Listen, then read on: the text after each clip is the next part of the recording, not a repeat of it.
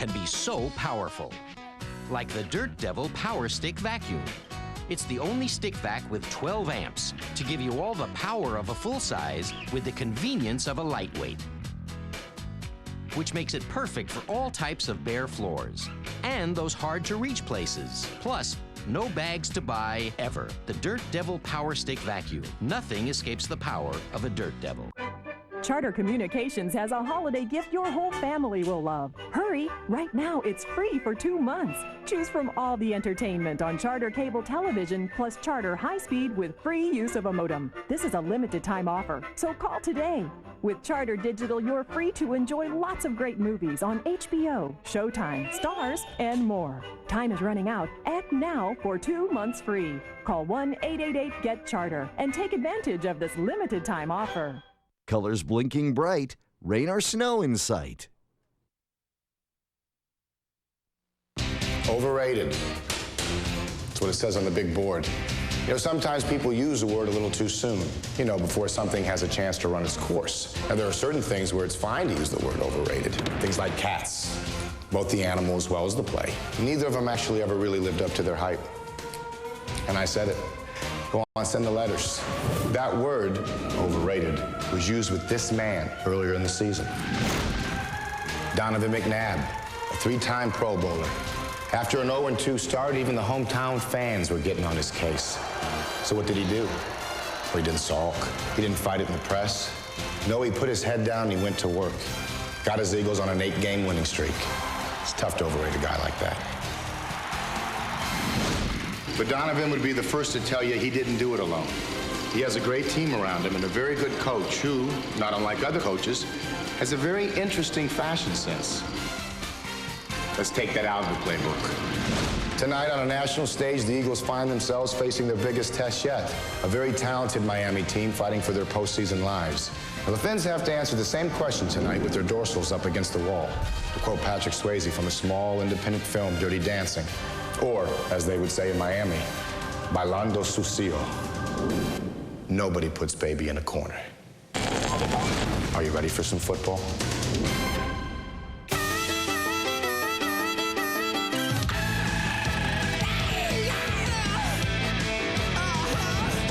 Raise the curtain, cue the band, and someone say lights. The NFL is a big stage tonight. A headbangers ball going down in the east. The Eagles and the Fins and a brawl at the beach. Your ticket is priced. The stars are in sight. Everyone comes to play on Monday night. Hit it! Hit it! Come on, hit it! Get out! Come on, you get ready! Are you ready for some football? A Monday night party! It's a nationwide tour, so don't you be a tardy! Players at the ready, Alan John at the mic. All my rowdy friends are here for Monday nights. 70 degrees on this mid-December Monday night as you look at downtown Miami and a few miles north of I-95. Pro Players Stadium, which has hosted 3 Super Bowls, 2 World Series, and tonight coming out onto the field, the Miami Dolphins, as they get ready to take on Donovan McNabb and the Philadelphia Eagles in a big Monday Night Football confrontation. Al Michaels along with John Madden and Lisa Guerrero, welcome to Miami. The Philadelphia Eagles got off to a disastrous start. Opened a new stadium, were blown out on opening night by Tampa Bay, and then the next week by New England. The fans were panicking. Fortunately for the fans, the players didn't. And mainly because of one man, that big bear of a man, their coach Andy Reid, who in a single word is unflappable. And as much as any team in the league, the Philadelphia Eagles have taken on the personality of their coach. They have now won 8 straight. They have won 10 of 11, and if they win out, they'll secure home field advantage throughout the NFC playoffs. Then there are the Dolphins. Go figure. They lose to Houston on opening day, win 4 in a row, appear to have the ship righted, but this team will drive their fans crazy. They look good one week, bad the next week, great one week, awful the next week. It's do or die now, though, because they need help, and they'll have to win out or at least win 2 or 3 with a lot of help to get to the playoffs. And in tonight's game, it appears real simple with the Dolphins, John. You look for number 34. You look for the guy with the dreadlocks all night, Ricky Williams. Right, and then, you're talking Miami, and are they going to play tonight like they did against Dallas on Thanksgiving, or are they going to play like they did a week ago against New England? And they feel that they're going to play like they did against Dallas, and as you said, that's a heavy dose for Ricky Williams. In fact, Dave Wannstedt said last night, he said, I don't care if we have to run Ricky Williams 40 times to win, we're going to do it. Now, they can do that. Ricky Williams will take care of his part, but that offensive line has to control the line of scrimmage, and then eventually Jay Fiedler is going to have to make some plays in the passing game. Fiedler re-sprained his knee last week, but he will start tonight. As far as Philadelphia is concerned, for the last 2 years, they've gone to the NFC Championship game. They can't take that step. Here they are in a position to do it again. What will get them over the hump this time? Yeah, I think they have all the ingredients. You talk about Andy Reid being unflappable, and he'll stay that way. But the one guy is Donovan McNabb. I mean, this team is going to go the way Donovan McNabb goes. He's their leader. He's a guy that deals everything off. They need him, but not only need McNabb, they need a healthy Donovan McNabb. He had a fabulous November, off to a good start in December, and a big game tonight. Game of the week in the NFL. In fact, on Monday Night Football, Philadelphia against Miami.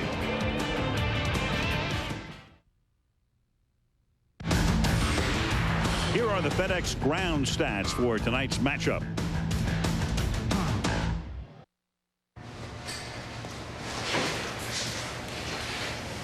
Did those shipments get to Detroit this morning? No. They're going to be a few days late. Did you use FedEx Express like I asked you? No. Remind me again why I keep you around here. You're my dad. When you need fast, reliable service, relax, it's FedEx. Hey, football fans, you busy January 4th? Play the Ford F-150 for Life sweepstakes, and you could go to this year's BCS National Championship game. Go to abcsports.com or call to enter. Watch the Bowl Championship Series starting January 1st on ABC. Identify the Built Ford Tough play of the game, and you could be headed to New Orleans. You could even win a Ford F-150 for life. Who will be picked for tonight's Monday Night Football horse trailer and also be Snickers' hungriest player? Log on to Snickers.com for details and a chance to win a trip to the Super Bowl. You don't have to tell defensive end Jason Taylor of the Dolphins what's at stake tonight. I hate to use the word, but we're desperate, yes, we have to win. And I think everyone realizes that. In tonight's game, the Visa Skycam on hand to provide the views of all the action, and we'll be back with a kickoff right after this. Right now, with Sirius Satellite Radio, you can get 100% commercial-free music beamed right to your car and a chance to have your car washed at your home by Pam Anderson. Get 100 channels of music, sports, news, and maybe even a sparkling clean car. Enter the All-Access Pam sweepstakes today. You know, this works in the house, too. Get serious and get Pam. Seriously. Sirius Satellite Radio. Everything for your car and home for just $149.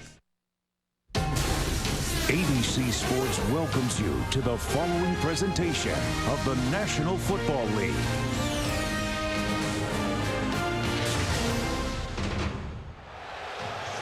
Back in Miami, Dave Wannstedt concluding his 4th season as the head coach of the Miami Dolphins.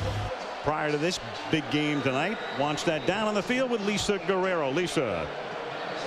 Well, Al, there were some mighty high expectations for the Miami Dolphins at the beginning of this season. So, Dave, not winning the division had to be a huge disappointment. How, as a coach, do you take that disappointment and get your team focused on these very important next 3 regular season games? Well, you know, we still have 3 games left, and it's a long, obviously, part of the season. And we got to finish strong right here, and we can still accomplish. We take care of business 1 game at a time.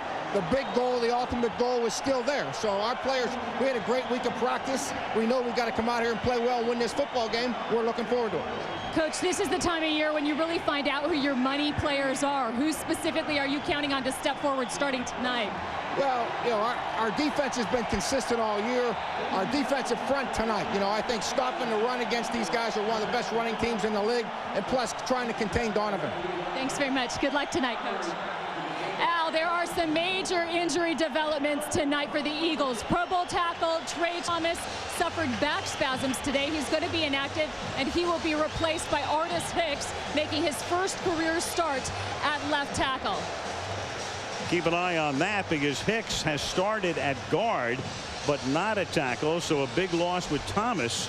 And Olindo Mare to kick off, and we'll take a look at Artis Hicks right away because Philadelphia will get the ball as James Thrash and Sean Morey are back to receive the kick. Mare leads the NFL in touchbacks with 18. And this one will be taken at the 2-yard line by James Thrash.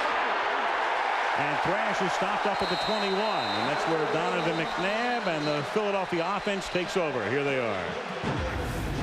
Donovan McNabb, Syracuse University. Correll Buckhalter, Nebraska. John Ritchie, Stanford. James Thrash, Missouri Southern. Todd Pinkston, Southern Miss. Chad Lewis, BYU. Artis Hicks, University of Memphis. John Wellborn, Cal. Hank Fraley, Robert Morris University. Bobby Williams, Arkansas. John Runyon, Michigan. So Hicks and Runyon the tackles, and I mean obviously your left tackle is going to be very big under any circumstance. In particular, he's not only protecting the quarterback, but Philadelphia loves to throw a lot of screens. All right, and the guy he has to block is Jason Taylor, one of the best in the NFL. Play fake, and McNabb's going to go deep on first down, and it is caught by Todd Pinkston, who gets inside the 20, and then it's rotated back to the 25-yard line. So McNabb on the play fake right off the bat on a team that's been playing somewhat conservatively with a lot of screens and a lot of running plays begins with a 59-yard throw. Hey, Todd Pinkston starts out here in this left side, and he's playing against number 29 is Sam Madison. And you see he gets inside right away. He gets great position. He gets behind Brock Marion, the free safety, and Donovan McNabb drops it right in there. Look at this pass protection. They help, they chip over there Jason Taylor. They help Artis Hicks, and right here's the chip right here, and that gives Donovan McNabb just enough time to hit the big one. On first down from the 21, McNabb to the outside, and falling over was L.J. Smith, reaching up and then falling backwards. Now Donovan McNabb throwing deep, that was so unusual in 13 games this season. Coming into tonight's game, the Eagles have completed only one pass from the line of scrimmage to 30 yards out or beyond. Just one pass of that distance. And you know that Donovan McNabb knows that, and Andy Reid knows that. So they think, okay, that's what Miami's expecting, and if that's what they're expecting, let's go out and hit them right off the bat. Second down and 10, and now they run the draw. Big hole for Brian Westbrook, who gets inside the 10 and scores. And the Philadelphia Eagles in a minute and 11 seconds come in with a 59-yard bomb. An incomplete pass, and then a 21-yard run up the middle by Westbrook, the second-year man out of Villanova.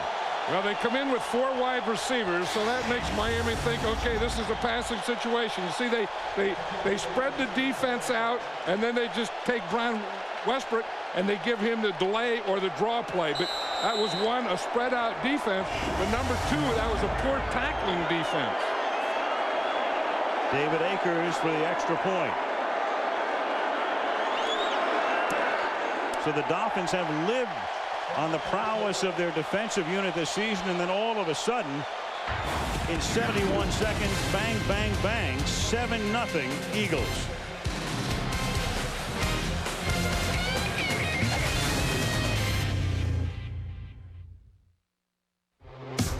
Great hops make great beer.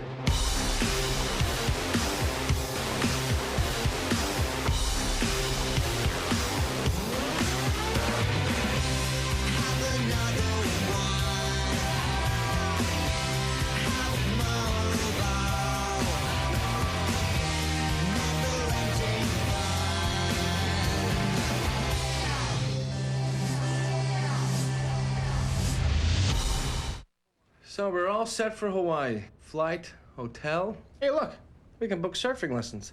I've always wanted to try that. Yeah? Yeah. Am I doing this right? Perfect. Really? You're a natural. Or we can go horseback riding. Okay. Activities, another way Expedia helps you create the trip that's right for you. Expedia.com.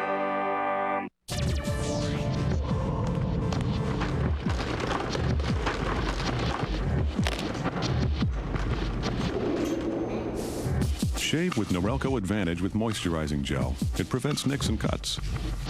Use Spectra and you can personalize it for comfort. So now there are 2 ways to achieve close shaving satisfaction. As you can see. Ultra close, ultra comfortable, guaranteed. ABC's Monday Night Football is being brought to you by Budweiser. Grab a cold, fresh Budweiser. It's game time. Expedia.com. Don't just travel, travel right. Norelco, ultra close, ultra comfortable. And Sears, don't just give a gift, give the good life. Sears, good life, great price. Well, the Dolphins come out in a critical game and give up a touchdown. 59 yards by McNabb through the air to Pinkston, and then 21 for Westbrook up the middle. And what Westbrook did, as I said, he ran, they went 4 wide receivers. So then the Dolphins got in a dime defense and spread them out, and then run the draw right up the middle. David Akers kicks. Travis Minor, who's the backup running back to Ricky Williams, and then he hands the ball off to McKnight, one of their wideouts, out past the 30. James McKnight out to the 45. So the Dolphins try to answer quickly, and they have good field position here near midfield. Miami has the ball for the first offensive play. And here are the starters for the Dolphins.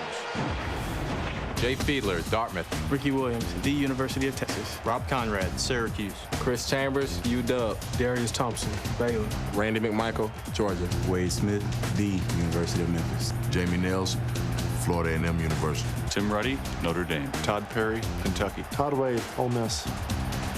Man from UW, Chris Chambers, their leading receiver. Ricky Williams, of course, is the guy that he's feeding the ball to all night. They fake it to him here. Fiedler buys a lot of time and then throws on the run. The pass is out of bounds, and that is Chris Chambers, number 84. 2nd down and 10. Let's take a look at the Philadelphia defense. Brandon Whiting, California. Corey Simon, Florida State. Darwin Walker, Tennessee. N.D. Kalu, Rice University. Carlos Emmons, Arkansas State. Mark Seminole, Kansas State. Nate Wayne, Mississippi. Troy Vincent, University of Wisconsin. Michael Lewis, Colorado. Brian Dawkins, Clemson. Bobby the Blanket Taylor, Notre Dame. Dawkins and Taylor have each missed the majority of the season with injuries, but they're back as Ricky Williams takes the ball to the 50-yard line, and it will be 3rd down and 6. When does 2nd and 10 become a running down? And it's usually after an incomplete pass. You look, if you run the ball on 1st down and you don't gain any yardage, you have 2nd and long, that is usually a passing down. If you pass the ball on 1st down, incomplete, and you end up 2nd and 10, most defenses will play run in that situation. And the Dolphins running there to set up a 3rd down and 6 at the 50-yard line. Now out of the shotgun, Jay Fiedler. 4-man rush, and it's caught, and then slipping down is James McKnight. And the question is, where are they going to put the ball? And if they put it on this side, the left side of the yellow line, that yellow line, of course, is not official, but pretty close to it. And it looks like they're going to come up short. Ron Winter is the referee, and he says, that much short, doesn't even have to bring in the chains. Right, and Dave Wanstead has already made his decision, and the Dolphins are going to go for it. Or at least line up to go for it. That was interesting. The Eagles got in their dime defense, and they had Bobby Taylor, their corner, was on the tight end of the Dolphins, Randy McMichael. And they do snap it, and Fiedler with a sneak, and he picks up the 1st down. So after that opening burst by the Eagles, Dave Wanstead has to gamble here to keep the momentum going his way and picks up the 1st down. And that's the thing. If you say, what are your offensive problems been this year? And I think part of it starts with the offensive line. They're playing a rookie left tackle. The interior of the line hasn't dominated, but 3rd down conversions. And that's what Jay Fiedler was saying the other day. He said, we just have trouble in that area. He said, maybe if we're more successful on 1st and 2nd downs, we won't have to worry about it as much. 3.5 into the game. From the 43, again, they fake it to Williams. That buys a lot of time for Fiedler, and then he throws it behind Darius Thompson. Darius Thompson is the number 2 receiver, and he was open over the middle, had found the seam, and the pass was behind him. And Darius Thompson will have some opportunities, because when we talked to Jim Johnson last night about things they have to stop, they said number 1 is Ricky Williams. He's the guy that we have to stop. Number 2 in the passing game, it's Chris Chambers. So if someone is going to be open a lot, it should be this guy right here, Darius Thompson. And give Michael Lewis credit there, because it was thrown behind him, and the reason was, as you could see, Lewis was able to tip it. He deflected it, altered the course of it, and causes the breakup. And this is Ricky Williams plowing ahead for a couple to the 41-yard line. The Eagle defense, and they've been racked with injuries, and Jim Johnson has been regarded for years as one of the very finest in the league.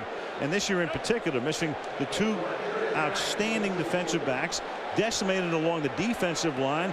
They lost Hollis Thomas, a starter early, Grassmanis, one of their backups, the young Derek Burgess as well, but he's been able to mix and match and do certain things. And the Eagles have not given up more than 20 points since the end of September.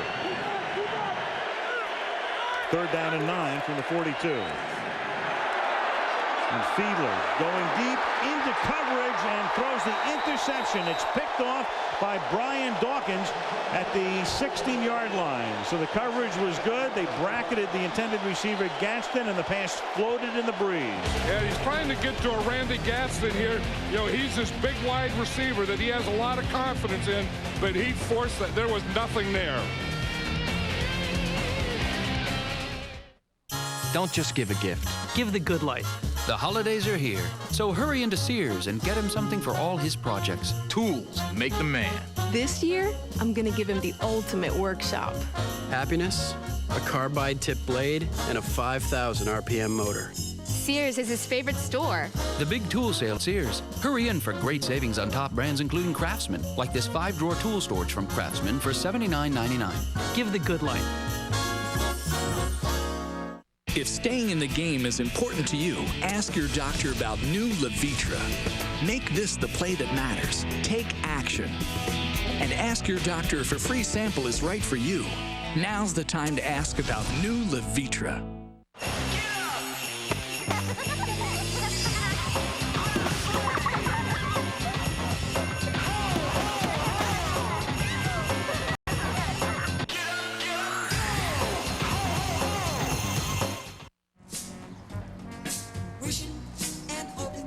Hey, Ricky, Bill from down the block. Saw your dog got out. Anyway, I chased him about a block down.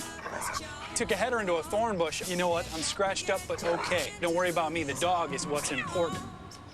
I don't have a dog. Whoops. If you really want tickets to the game, just use your Visa. It's the card you know they'll take everywhere you want to be. Visa, proud sponsor of the NFL. Tuesday night at 8/7 Central, President George W. Bush, Diane Sawyer, an exclusive event from the White House. The president's first interview since the capture of Saddam Hussein. How has it affected the president, politically and personally? A Diane Sawyer primetime television event on a special night, Tuesday at 8/7 Central. 4.5 minutes into the first quarter, Philadelphia on top 7-0.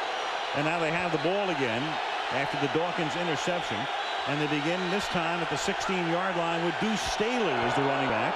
McNabb the fake, and then the pass is deflected and incomplete. Deflected by Junior Seau. The Eagles 71 seconds into the quarter, and you have to go back to Ollie Matson's time in 1964 to find a faster offensive unit touchdown from the start of the game. Yeah, but what a job this guy, Andy Reid, does. I mean, you know, 4 straight years in the playoffs when football is topsy-turvy and either winning Super Bowls and can't make the playoffs the next year, and you know, and just steady and just keeps going. This guy always does a great job. They give it to Carell Buckholder on 2nd down. And Andy's put together a situation where the Eagles have 3 different running backs, and they use all of them. He has Brian Westbrook, who started the game. He has Deuce Staley, who's been there for several years, and Carell Buckhalter, who was hurt a couple of years ago. He uses all 3 of them. And then, of course, as you look at what they've done this season, and look at those averages, each averaging more than 4.4 yards per rush. And then you have Donovan McNabb to go with these 3. And, of course, you know what he can do when he takes off. Right, and Andy Reid has to sell that to those 3 guys. Those 3 guys have to believe that and be unselfish. And those things are happening. 3rd down and 9, and they run a draw here. But coming up short is Brian Westbrook, so he gets stopped. They can't capitalize on the interception. Jay Williams makes the tackle, and the Eagles are forced to punt. And this was the Dolphins are going to do. That last play there, they used a 3-man defensive line. Junior Seau is the 4th guy, and he's either going to rush, he's going to spy McNabb, or he's going to help double the back out of the backfield. Charlie Rogers to run back the kick. It's been a major problem, both kick returns and punt returns for Miami. It's a line drive kick by Johnson, fielded at the 29-yard line. Rogers able to slip the first man, but not the second. And he brings it back to the 36-yard line. So a good punt there of 51 yards, 7-yard return, 9:04 left in the period. 7-0 Philadelphia.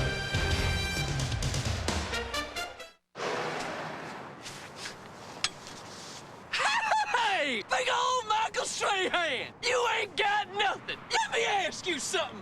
How about them Cowboys? I said, how about them Cowboys? Woo! Oh, yeah. Offensive behavior. Another side effect of hunger. Stop hunger from stopping you. Grab a Snickers, peanuts, caramel, and chocolate. You forgot your hat. Hungry? Grab a Snickers.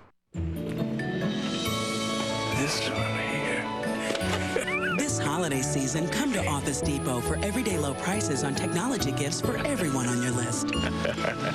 No matter what business you're in. Christmas tree, are you here, Ed?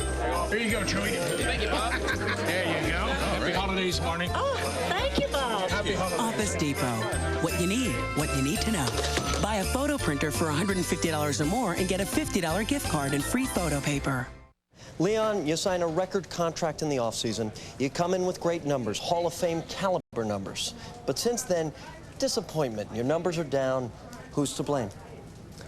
Well, Chuck, in this situation, I first have to look at myself. The great ones do. Right. So since you and I both know that can't be it, I gotta blame the fans and the media. And after that, it's the lineman's fault, it's the coach's fault, the owner's fault, turf, referees, announcers. May even be your fault, Chuck. Over the years, of course, Dolphin fans have been talking about the fact they can't finish. Take a look at that, how good they've been early. And then in October, they've been real good. And then in November, they start to slide a little bit. And then December, and we have January with the slash there because sometimes the season will lap over. That's regular season only. But a 420 mark. Wayne Huizenga owns this team. He, of course, hired Jimmy Johnson to come in, and Jimmy able to get him to the playoffs in 3 of his 4 seasons. Then Wanstead took over. And they're always buzzing, but they can't quite get there. Williams around the corner, and he's out of bounds up at the 40-yard line. And John, when you look at the Miami Dolphin franchise, they're still it's a cachet team. You say Dolphins, people say, yeah, they're good. I mean, through the years, you think of the perfect season and all that, but they've been just teasing their fans with major torment over the last few years. Yeah, and you know, you feel that somewhere they have to beat that. You know, I was saying today that they have to stop talking about, you know, not being good in summer, but they can't do that because everyone else talks about it, writes about it, radio shows, television shows. But to beat it now, they have to start winning in December, or they're going to be the same old Dolphins. We saw Shula and Bob Greasy sitting upstairs, and Chambers makes the catch and stays inbounds long enough to pick up the first down. So Miami moving the chains, and they'll spot the ball at about the 43-yard line. And Chris Chambers starts as the outside receiver, and he's going to run a crossing right. Here he is here, and he just starts across, and you just keep coming. And at some point there, on a man or a zone, there's going to be an opening or a gap or a hole, and Fiedler got it to him in that hole. Chris Chambers, leading receiver. #2 pick in 2001. Dolphins have to go to a new fullback as We have action up front. You've got Ian Badejo, number 30 in. Obafemi Ian Badejo in at fullback because Rob Conrad has been taken back with a concussion. Ron Winter is the ref. Encroachment. Defense number 93. 5-yard penalty. Remains first down. Marco Coleman, former Dolphin, but John, they've got to go to the backup fullback after Conrad had been a pretty instrumental part of this offense this season. Yeah, and that was one of the things when I talked to Norv Turner the other day. He said that he wanted to get Conrad involved in the passing game early. You know, that short passing game type of thing. And of course, he's not going to do that. 1st and 5 now. They're in Philadelphia territory at the 47-yard line. Ricky Williams swings to the outside, has a little bit of room, and gets forced out of bounds at the 40. The Dolphins, and we're talking about, as fans do down here, about the swoon. Here's what Jason Taylor had to say about it. The thing sometimes is perception becomes reality after a while, and that's the thing that I fear most with guys that maybe aren't real mentally strong, mentally tough enough to deal with it anyway. They hear it all the time that the Dolphins fold in December, and there's always problems in the cold in December. All the things that come along with the whole December swoon, and I think sometimes that can creep in people's minds. Don't have to worry about the cold tonight. Last week, of course, was a different story. The snow in New England, and Williams gets rocked down. Mark Simoneau came over from the Falcons, knocks him back at the line of scrimmage, 2nd down. Ricky Williams was telling me the other day that he likes to run in that A gap, and that A gap is the gap between the center and the guard, and he said it's been tougher this year. He said it's been clogged up. It's this gap right here and this gap right here. So he'll start out here and then come back into the gap here or come back into the gap there. And he said every time I do it this year they're clogging it up.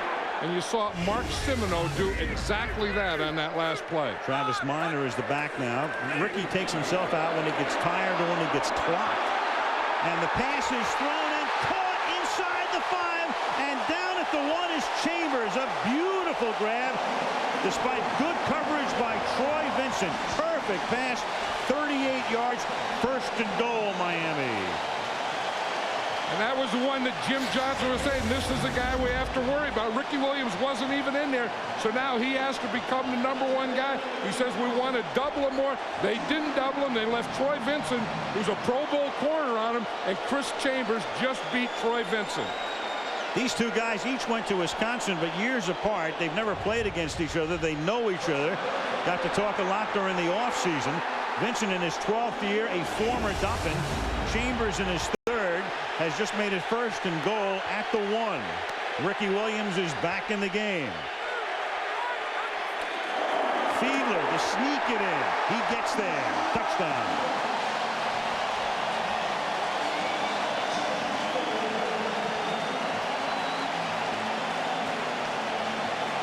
(63 yards, 6 plays, and a little over 3 minutes to get him right back in it quickly.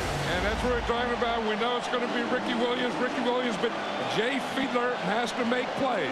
He made a big one on the throw to Chris Chambers, and then he put the period on the sentence right there in the quarterback sneak. I say right back in it. Not that they're out of it, down by a touchdown, but when the game starts the way it did, with that quick Philadelphia strike and an interception, you begin to wonder. But it's 7-7 now with 5:49 remaining in the opening quarter in Miami.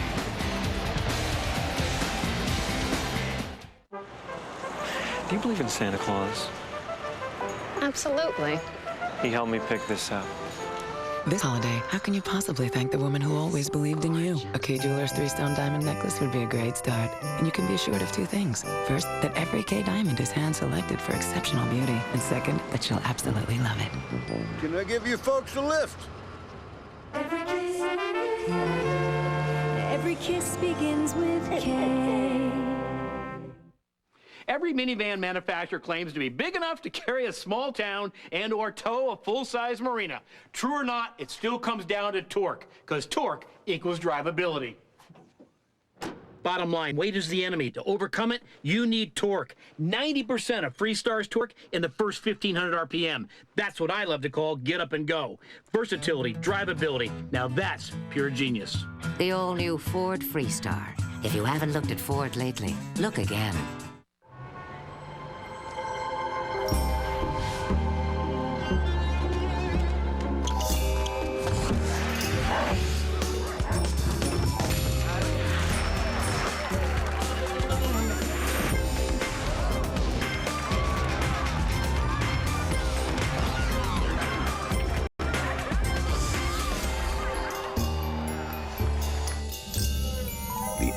place to play.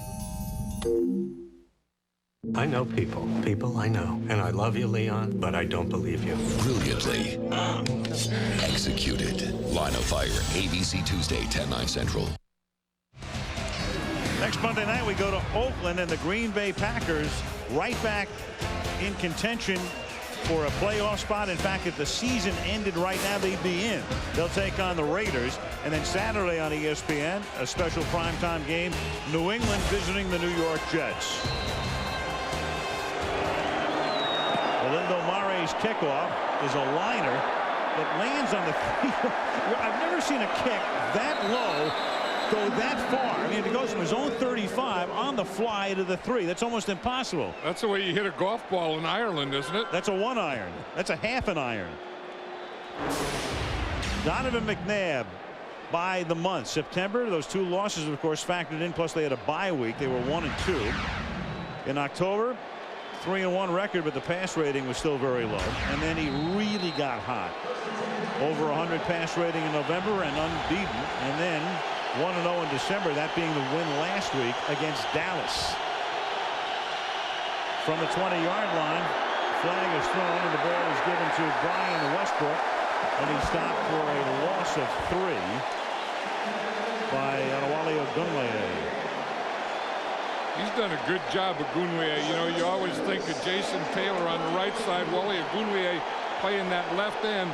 That gives them a heck of a pair of defensive ends. And the thing that they worry about is those guys love to get up the field. With Donovan McNabb running inside, what they're trying to do is take both their defensive ends and just get them up the field about 5 or 6 yards, squeeze the pocket, rather than running around the beltway at about 10 yards deep.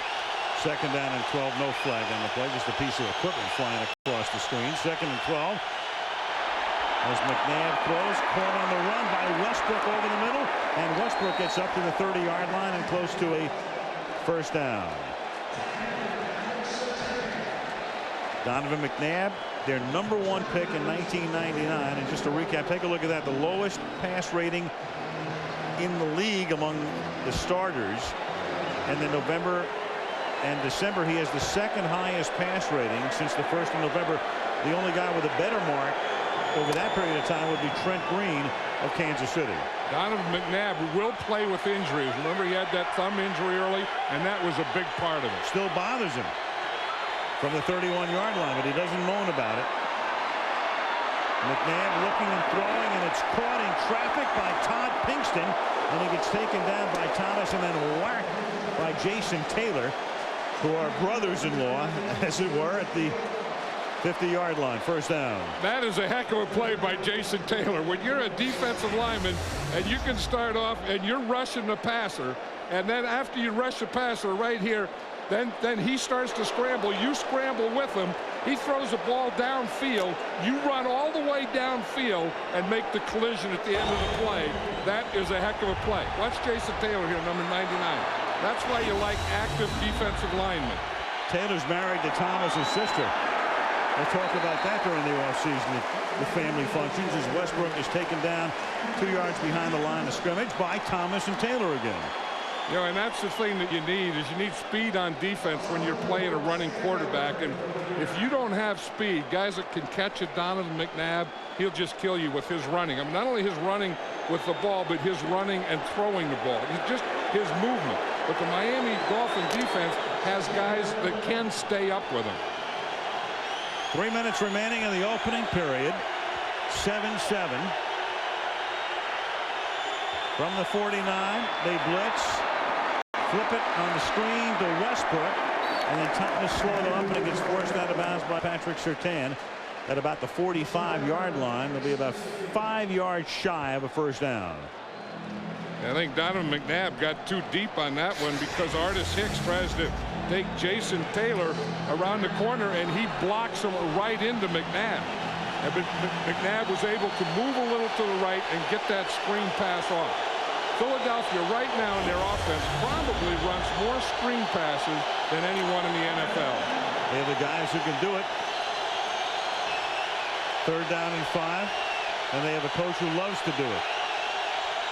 Here they come. It's an all-out jailbreak, and it's caught by Thrash, And that's the penalty you pay when you send everybody. Inside the 10, flag comes in. He gets down to the 1. They sent, I think, 8 or 9 guys. Right, and it all started with a 3-man line, and they brought the full blitz, and then, as you say, when they complete the pass, then you still have a chance to make the tackle. Patrick Surtain missed the tackle. They were going to go after him, though. I mean, you start off with a 3-man line. They don't do a lot of that. You think it's going to be a prevent type situation. So instead of going soft, they go very hard. And this is hard. When you bring the whole kitchen, they bring everyone. They get it picked up. McNabb gets it off. And now when you do get that ball off, you're going to have a lot of open room, but someone has to make the tackle. Right there, Patrick Surtain missed that tackle. And then the face mask as well. It was a 44-yard gain. Face mask only cost him about 10 inches. The ball just off the goal line. First and goal for Philadelphia. And that was the thing that Dave Wanstead said yesterday. He said, we have to tackle, and they haven't been doing it thus far. Miami is the best red zone defense in the league. And this is really the ultimate challenge for him. And the pass is dropped in the end zone.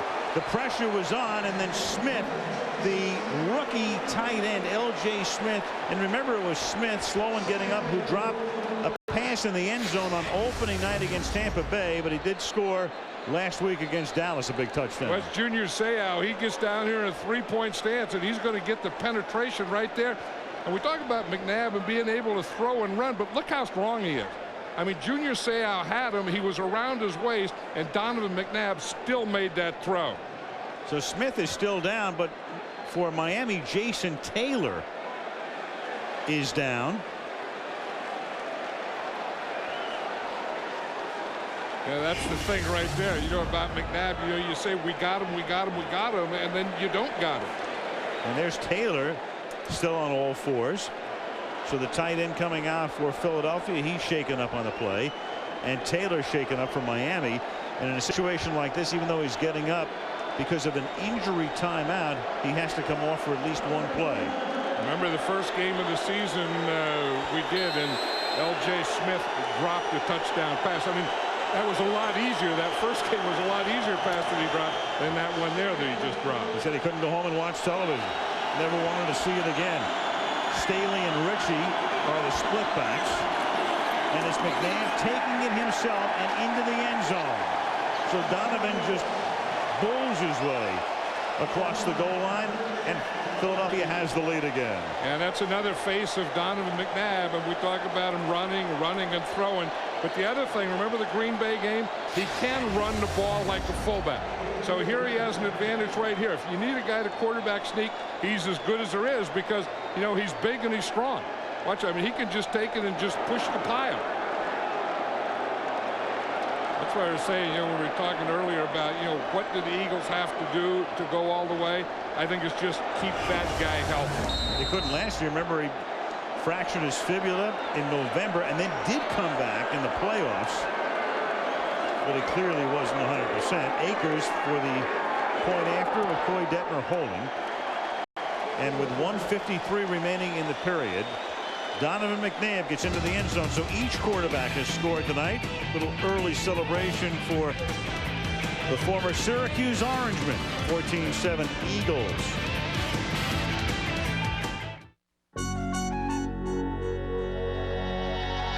There's a feeling in my heart that I can't explain. Is this love? The look in your eyes I just can't explain. Is this love? I lose myself up to blame. So tomorrow, will you feel the same? Is this love? Is this love? Is this love?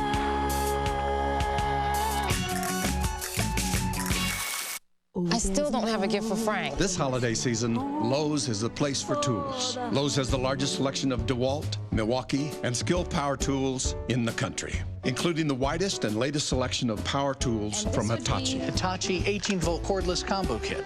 Would my husband like it? You bet he would. And Lowe's has low prices every day, guaranteed. How did you know?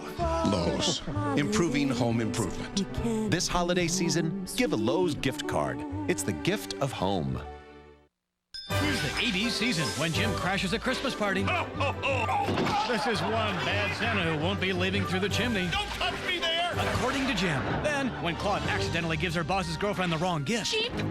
Danny got the corkscrew, then who got the... Well, she gets Scrooged. New Less Than Perfect. It all starts at 9/8 Central, ABC Tuesday. Friday night, the Jackson family comes out swinging. You have called it extortion. It is extortion again. An explosive 2020 Friday. Larry Zonka, 68 through 74. Then he went to the World League, came back in 79. Man who played, of course, on the championship team, the undefeated team, back-to-back Super Bowls, 17-0 and 72. Boy, was he tough to tackle. Well, number 39, you know, he used to run straight up. He'd come in line, you'd start hitting him in the neck, the shoulders, the stomach, the hip, the knee, and you'd finally get him to say, hey, we got him. He'd look over to be 2nd and 2. Travis Minor from the 2-yard line. Back up to the 31, and let's check in with Lisa. Well, Al J. Fiedler originally sprained his left MCL 6 weeks ago, and since then he has been the first player into the training room every single morning at 6:30 a.m. Now, I heard something very, very interesting from Dolphins head trainer Kevin O'Neill, who told me although the injury is uncomfortable, pain medication is out of the question. He said that you've got to be careful about what you give a quarterback in terms of medication on game days. Even over-the-counter pain relief could slow down their reaction time, and unlike other positions, that's something a quarterback simply can't afford. Never quite thought of it in those terms. At the 30-yard line, Fiedler throwing, and that is caught by Darius Thompson, but was he inbounds? No, he was out of bounds is the call. Field judge comes in and says he's out. Now, quarterbacks have to go out there by themselves, and the place that he is getting help, though, is his left knee. It's his MCL, and he has a brace on his left knee. You see the catch? Oh, he didn't get that left foot down, did he?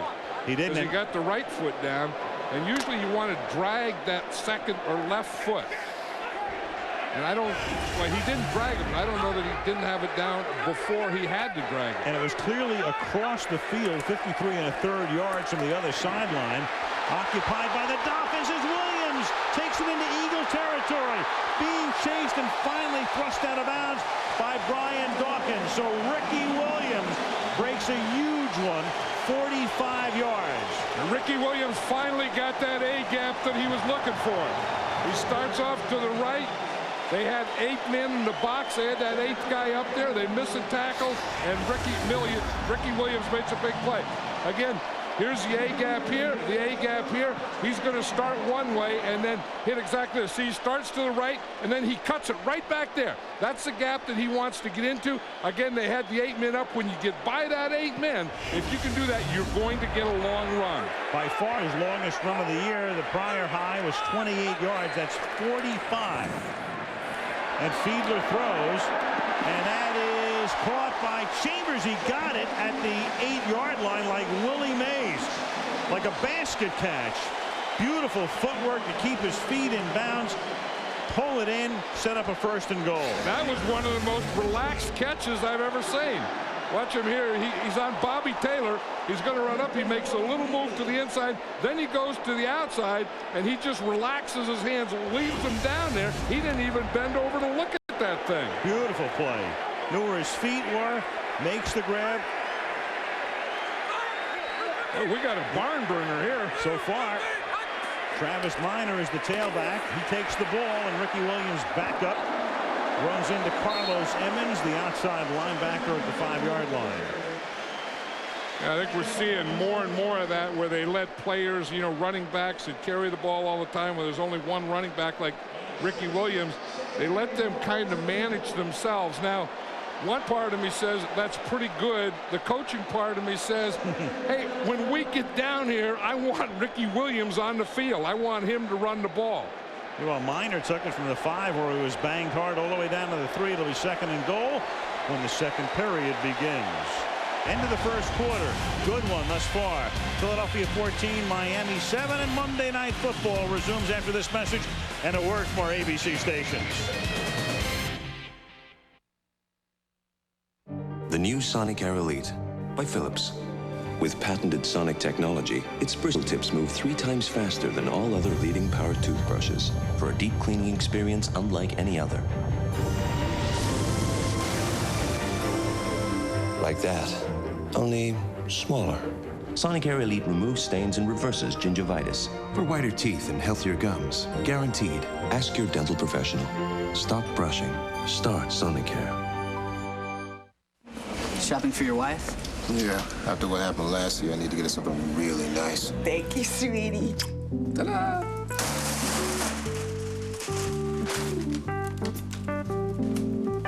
What? You think I'm fat? No. You know, we've got a lot of great gift ideas. Movies, digital cameras, plasma TVs. Plasma. They're thin, right? Thousands of possibilities. Get yours. Best Buy. It's the last Monday night game of the year against the Raiders, and you're asking me if I'm ready? What do you think? Green Bay needs a win in Oakland to hold on to first place. Packers, Raiders, next Monday night on ABC. Everyone comes to play on Monday night. Tents, backpack, sleeping bag. I think that's everything. Yeah. What are you doing? Can't wait for yours? During the Jeep year-end sales drive, get 0% financing or cash allowances and our 770 powertrain limited warranty on Jeep Grand Cherokee, plus a Columbia sportswear jacket with special Columbia edition vehicles. Hurry to your Jeep dealer and see how good the best values in America can be. WZZM 13 Sports Director Henry Wolfer. Al Michaels, John Madden, Lisa Guerrero, welcome back to Miami. Start of the second quarter, filling on top 14-7. But that's not a good sight for Miami. Ricky Williams was shaken up, has a baseball cap on the sideline. Travis Minor is the running back, and on second down and goal, Minor gets into the end zone.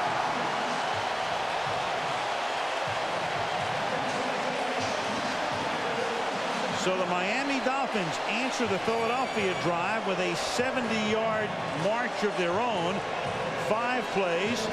Chambers with a great catch along the sideline to set up a first and goal, and they're an extra point away from tying the game. Plus that big run by Ricky Williams, and I think that's a play. He must have gotten hurt on that play. I thought it was just tired, and then I watched him. He had his helmet on. Then he took his helmet off, kind of threw it down and put a baseball cap on. Mare for the extra point, which is just good, just inside the left upright after Minor's first rushing touchdown of the season.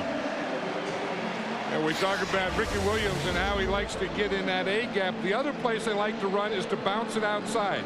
Now watch Travis Minor here. He just takes this one outside. They kick out the outside guy, lead up inside. He has the patience just to wait for his blocker right there and then follow him in. Well, John, right now, the Miami Dolphins, with the score tied, are minus Ricky Williams, and we'll check on that, and also minus their fullback, Rob Conrad. Let's look at Ricky Williams' run again and see if we can see anything happen. See, he broke by the 8th guy.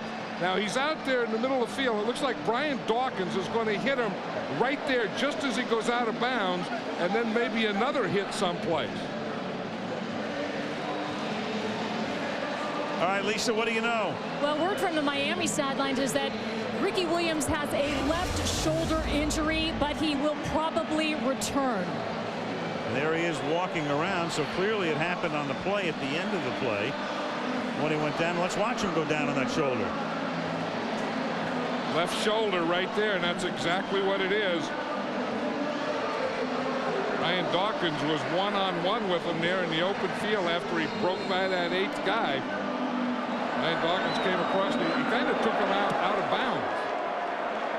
Mare's kick, and again he leads the league in touchbacks, but this won't be one because James Thrash is going to bring it back from 3 yards deep. And he's tackled up at the 25-yard line. Well, you've got 2 very good defensive units, but look at this. You already have in this game 305 total yards in 15 minutes, 11 seconds. You know, the thing is, neither one of these offenses have been big play offenses, but in this first half, both sides have had big plays. Both runs by the Dolphins and passes by both teams. Philadelphia scored first. Miami countered. Philly scored again. Miami countered. Jason Taylor is back in the game. He was shaken up on the last drive, the defensive end. And Jason just wants you to know he is back in the game. I'll tell you, you talk about a Phil, too. You have Jason Taylor. He has the outside. And Junior Seau, you can see him going and congratulating Jason Taylor that he took the inside. So you can't get to the outside, and there's nothing inside. But Jason Taylor here, he's on Artis Hicks, and you're just going to see him beat him right here. He just starts up the field, and then he comes right back in. That's the thing that Dave Wanstead was talking about when you said squeeze the pocket. You have to squeeze the pocket on your pass rush and squeeze it for the draw play. Taylor, no stranger to the Pro Bowl, might wind up there again this year. 2nd down and 10. McNabb escaping, throwing, going forward, and it is caught by Mike Bartram at the, or rather Chad Lewis at the 40-yard line for a 1st down. So Lewis, the tight end, makes the catch, and that is where McNabb is so dangerous when he takes off and moves forward. There is no quarterback in the league close to McNabb, and there it's illustrated right there. 102.1 pass rating when running forward.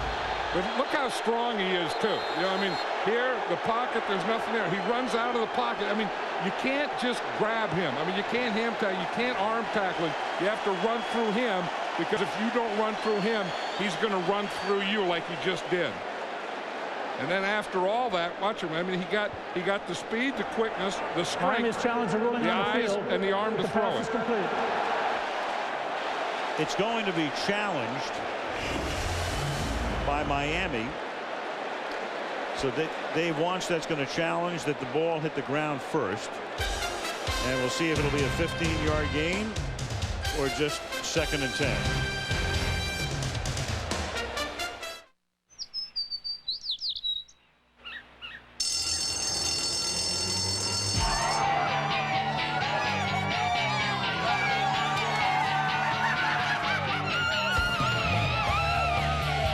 Remember how great the last day of school was? That's what getting away on a Southwest Airlines Fun Fair feels like. They're everyday low fares to your favorite vacation spots that start at just $49. You are now free to move about the country. Stop! Pull up! Your badge! Man, he got a gun! Shoot him! Buy the 2-disc DVD with turbocharged special features. Bad Boys 2. Own it now on DVD. Now show him your badge! Endless power. You'll find it in Carlos Contreras and in his Citizen Echo Drive. Fueled by light, it never needs a battery. It's unstoppable. Just like the people who wear it. Citizen Echo Drive. Unstoppable. Oh, Cedric, this is perfect. Yeah, just you, me, and 6 of our best friends. Ooh. You know, I feel so good. I could just... Oh, Cedric, I love when you dance. I got a fire in my pants, girl. Ooh, Cedric. For the great taste that won't fill you up and never lets you down, make it a Bud Light. Cedric! Cedric!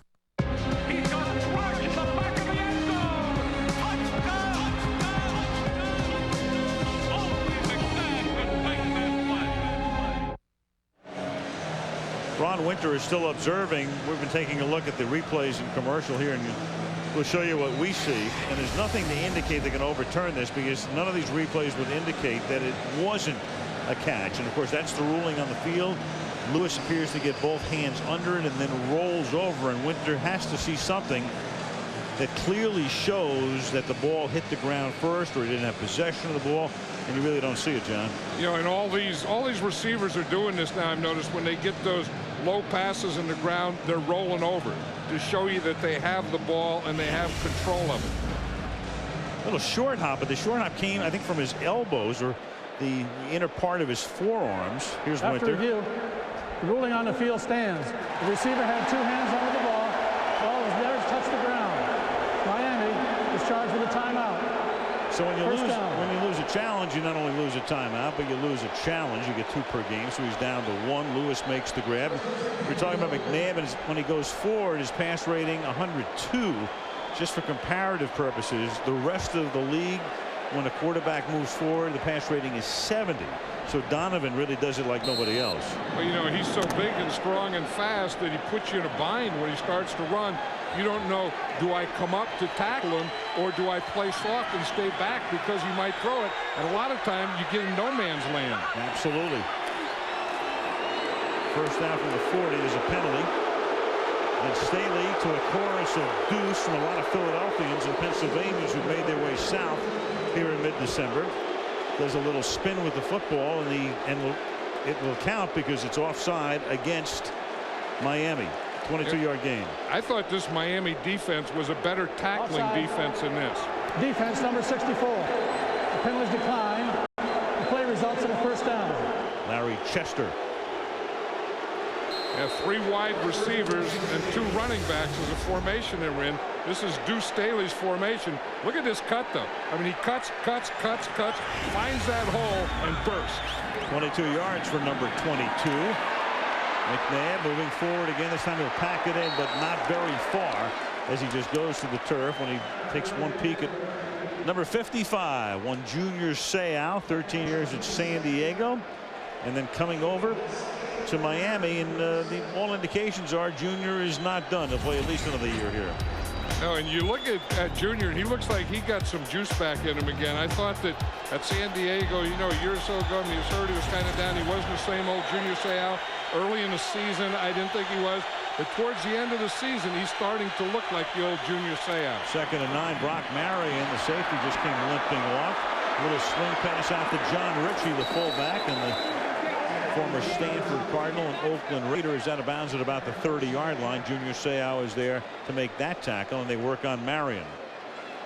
You know, and that's the old John Ritchie bone right there. You know, John Ritchie's in there, and he just blocks most of the time. And then you finally say, well, you know, we have 3 running backs we hand the ball to. We're not going to hand it to him, and we finally have to give him something. So it's a little swing pass. And it's productive. Arturo Freeman replaces Marion. Meanwhile, Tim Bowens, who came in with a strained calf, the defensive tackle, is also back on the Dolphin bench. His return is questionable, and they pick up the first down in the 3rd and 1 with James Thrash making the catch at the 26-yard line. First down. Yeah, as you were saying, Tim Bowens had that calf injury and had been out, missed last week, and then they thought that he'd be fine today. And I think he kind of tweaked it in the pregame warm-up, because after the pregame warm-up, they weren't sure if he was going to be able to play or not. And I would imagine that he re-injured that calf. There he is. They've had a lot of success with Jeff Scanina, his backup. But one of the reasons Scanina's been so successful is they're able to rotate him in. But now Scanina's going to have to take on a heavier workload. Number 92. 1st and 10 at the 25-yard line. And a pass behind the line of scrimmage to Mitchell, so he can throw it. And he will. And leaping up is Westbrook. And he takes it away from Thomas for the touchdown. Right out of the schoolyard. Who in the heck drew that one up? And you're right, that first pass could not be a forward pass. It has to be a lateral. So you watch that, and he comes out, and he's going to throw it out here behind the line of scrimmage in a lateral. Now after you have a lateral, then you can have another forward pass or a forward pass. And then you've got the linebacker Thomas on Westbrook. Great grab, great concentration, and Philly has the lead again. And Brian Westbrook on that play, he started in the backfield.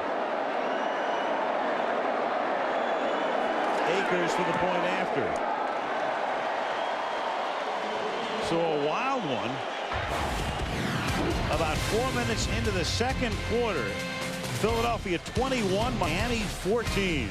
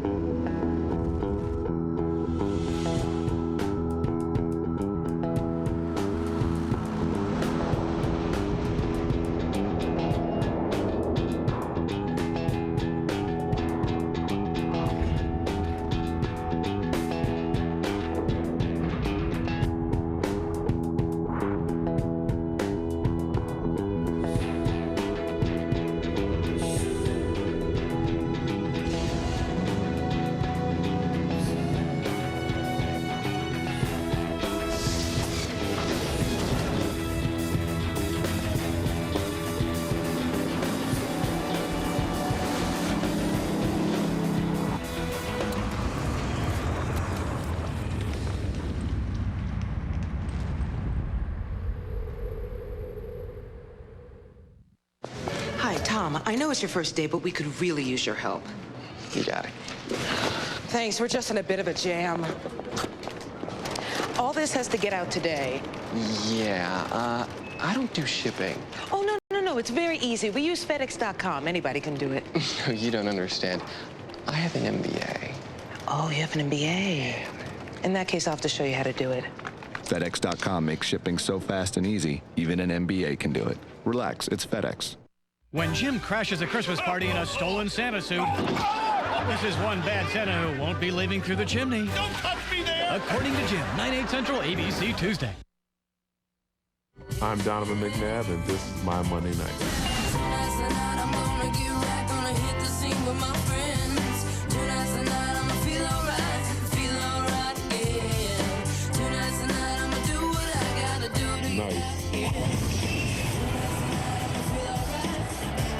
Samuel and Wilma McNabb from Chicago. Parents, proud parents right there. They're watching their kid go 8 of 11 for 169 yards. And he's also had a rushing touchdown. Travis Minor will run it back from the 5-yard line. And he brings it back to the 27-yard line and back to the touchdown. And Mitchell's first completion. He's 1 for 3 in his career now with a touchdown. See, Freddie Mitchell starts on the right side, comes in motion, works back, gets the lateral, then makes a heck of a throw over here to Brian Westbrook, who starts out in the backfield, runs the swing on the middle linebacker, Zach Thomas. Mitchell starting to play a lot better this year. He's been a disappointment, a #1 pick out of UCLA, but having his best year, and Ricky Williams is back in the game despite the banged up shoulder at the 27-yard line. Fiedler to the outside and a little too high for Chambers, who was there in front of Vincent. Couldn't haul it in. You know, we're talking about Ricky Williams, John, and that 45-yard burst, and that's what they're going to need, because coming into the game he was averaging only 3.3 yards per carry. That's very low. I mean, think of it this way: if you do the math, if you average 3.3 yards a carry and you carry the ball 30 times, you still don't get to 100. Yeah, and I don't think that's Ricky Williams, though. I think Ricky Williams is bringing everything he has, and is a heck of a back. I think it's that offensive line where they're not making holes for him. 2nd and 10 from the 27.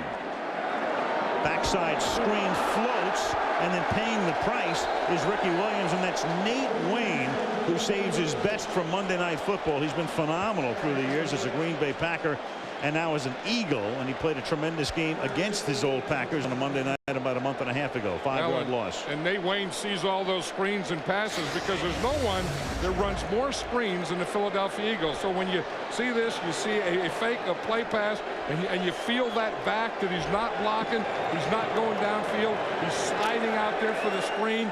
You just slide right down there with him. Zach Thomas had a man for man. That's his guy. 3rd down and 15 out of the shotgun, where Minor replaces Williams here, and they give it to Travis Minor, so they're going to run the ball. He needs 15, and he'll come up with about 12. Michael Lewis makes the tackle. And now Miami is forced to punt. Last week, Matt Turk set a franchise record. He punted 11 times at New England. And one thing I know for certain, John, you punt 11 times, chances are you're not going to win the game. You're not going to win the game, and then that goes back to that 3rd down conversion. You weren't very good in that area, and that's been an offensive problem for these Dolphins.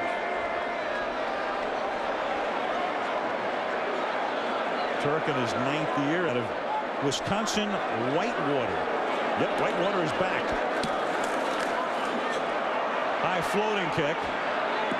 Bounces at the 34 and takes a big eagle hop. That's an 8-yard eagle hop back to the 42-yard line. 24-yard punt after it initially had gone 32. A look at Miami on this balmy Monday night. 7-point Eagle lead.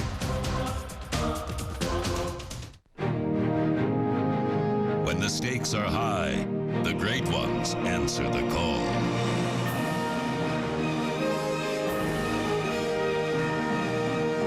Like a November wind, you cut through the unforgiving wasteland of company data and emerged with numbers that were once untouchable.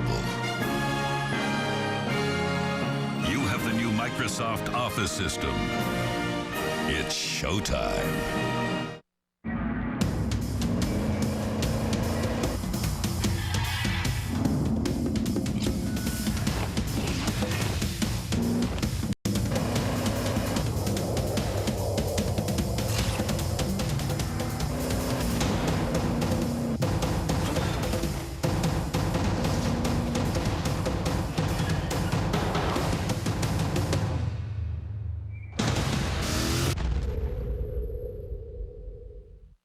Don't just give a gift. Give the good life.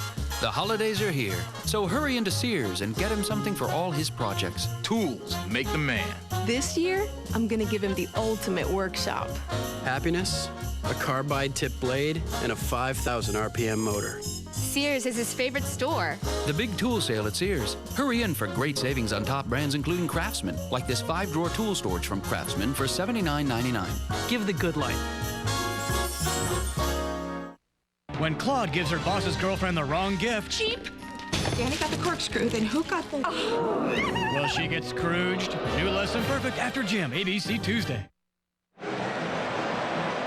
Eagles ready to start this drive, and while we're in commercial, Ricky Williams went back into the locker room. He was shaken again after the last screen pass. Was favoring his left shoulder. They're checking him out in the locker room. So right now, the Dolphins are minus their starting running back and minus their starting fullback Conrad, who went out with a concussion. And right now on defense, they're minus their starting free safety, Brock Marion. And Bowens, the starting tackle. And McNabb, they get him by the shirt, and he gets the pass away. And that was Jess Scanina, the guy playing for Bowens right now, who almost got him down. 2nd and 10 with 9:07 to go in the opening half. You know, the thing is, you always talk about rushing the quarterback, and you want to get on the quarterback, but you also have to get him to the ground. As Brock Marion, we see the free safety that we said was out, just came back on the field. 2nd and 10. But Brock Marion's a good player. I mean, he's one of those guys that, for the most part, is a good tackler, tough guy, good center fielder. In with Dallas and here with Miami. 11 years in the league. 2nd down and 10. 6 kids. 6 kids. 11 years in the league with 6 kids. He has to lead the league in number of kids. You need 11 years in the league to pay for 6 kids. Timeout, Philadelphia. Real man of genius. Today we salute you, Mr. Way Too Much Cologne wearer. Like a bullhorn, your cologne announces your arrival 4 blocks before you get there. Here he comes now. Here a splish, there a splash. You don't stop till every square inch of manhood is covered. Everywhere a splish splash. So crack open an ice cold Bud Light, Mr. Way Too Much Cologne wearer. Way too much cologne wearer.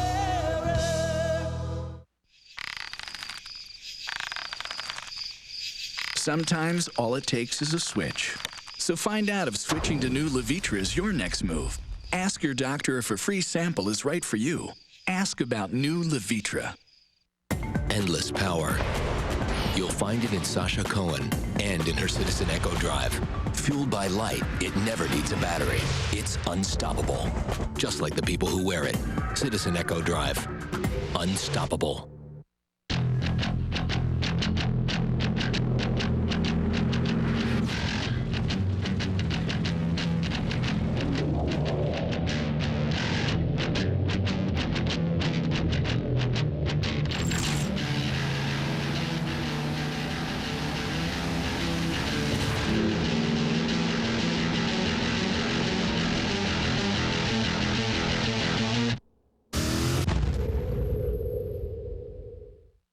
Plenty of creatures are stirring. Can Damon get that darn mouse? A man has got to do what a man's got to do. Is that it right there? Oh, My Wife and Kids, all new ABC Wednesday.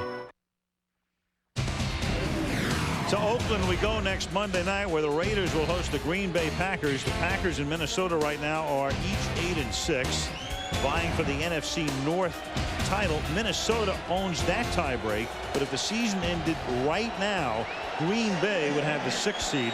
They'd be in and Seattle would be out. But Green Bay had opened. Big game for the Packers next Monday night. 2nd down and 10 now after the timeout from the 42, and it may have been tipped, and the pass is incomplete, intended for LJ and picked off. LJ Smith lost it, and then Zach Thomas went to the ground and is able to pick it up before it hits the grass. Yeah, if you're active, you're going to make plays like that, and that's what Zach Thomas is. You talk about an active guy. If you run, he's right up there in the hole. If you pass, he's backing up. You know, you come, I come, you go, I go. He just drops back there. He's just zone and play in the middle. Anything that comes in that area, and look what he just found. This may have been tipped at the line, and I think it was, and then it's off his foot. And Thomas with the interception. That's exactly what it was. The ball hit him in the foot. And Zach Thomas is just sitting back there. The ball bounces up, and it comes right to him. And Andy Reid waiting for word from upstairs. Should I challenge? Should I not? And they see that, well, now he's going to challenge. Because now Reid and the guys upstairs, I would think, may have looked at that and have seen or saw enough to say it's worth the challenge, especially on a turnover. Yeah, there's a fine line between the foot and the ground, isn't there? Yeah. I mean, if you hit that foot, obviously you have to come close to the ground. Philadelphia's challenge rolling on the field, but the pass was intercepted. When I say the guys upstairs, of course, the guys upstairs have control over it in the last 2 minutes. The guys upstairs in this instance are the assistant coaches who look at the monitors. Heads up play there by Zach Thomas. Now, whether that ball hit any of the ground, I don't think so there. It looks like it just hits L.J. Smith right on the right foot. Yeah, there's nothing to indicate. And the way it springs up in the air, too, would indicate it went off the shoe. Yeah, it did take a high hop. This one here will show it. Yeah, I think that's it. Yeah, because the way it caroms off the foot. No, that's it. Yeah. Kick save and a beauty. That ball didn't hit the ground. We have such a good shot of it. We can just keep going back and forth like that. And that's all anyone has to look at, huh? Yeah, well, that's what Ron Winter is going to look at in the hood right now. Thomas with what would be an interception at the 50-yard line. Look at McNabb. He threw that ball down there. I mean, he got over the top of it, and he just brought it right down. I wonder if they're looking to see if Zach Thomas, when he caught the ball, if it didn't hit the ground. You know, now you look at that, and does a part of the ball hit the ground? I mean, that's the decision that Winter's going to have to make right now. Just when you look at it from that angle, it appears that a part of the football, at least, is on the grass. When you look at it from that angle that you're seeing right now, it appears to come caroming straight off his foot. I think it just hit him right in the left foot.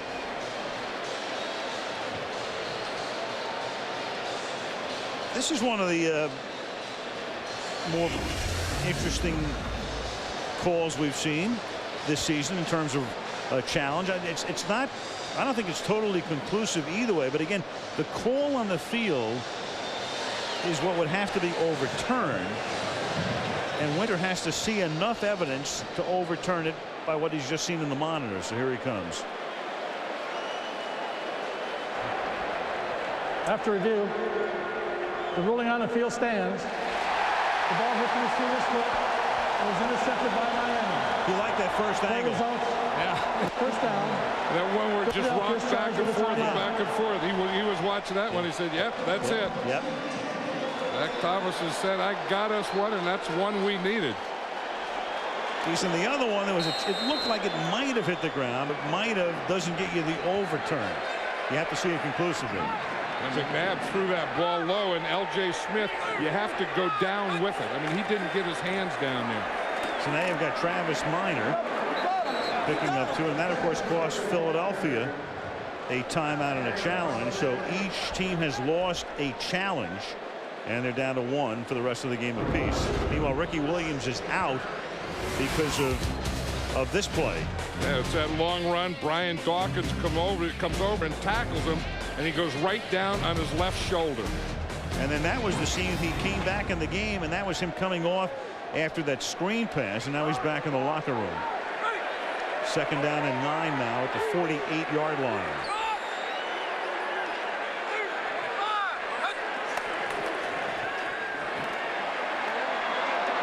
screen caught by Randy McMichael, the tight end. And McMichael gets to the 41-yard line where he's tackled by Carlos Emmons. That's an interesting screen when you kind of roll to the right and you screen back to your tight end to the left. And what you do is your quarterback starts out going right. That invites the defense to come to this side. See the running back, quarterback, you bring everyone over to this side, then you stop and throw back all the way across the field to your tight end. Good hustle by that Eagle defense. Well, Williams is back on the sideline working on his equipment. Third down and a short 3. Fiedler out of the shotgun.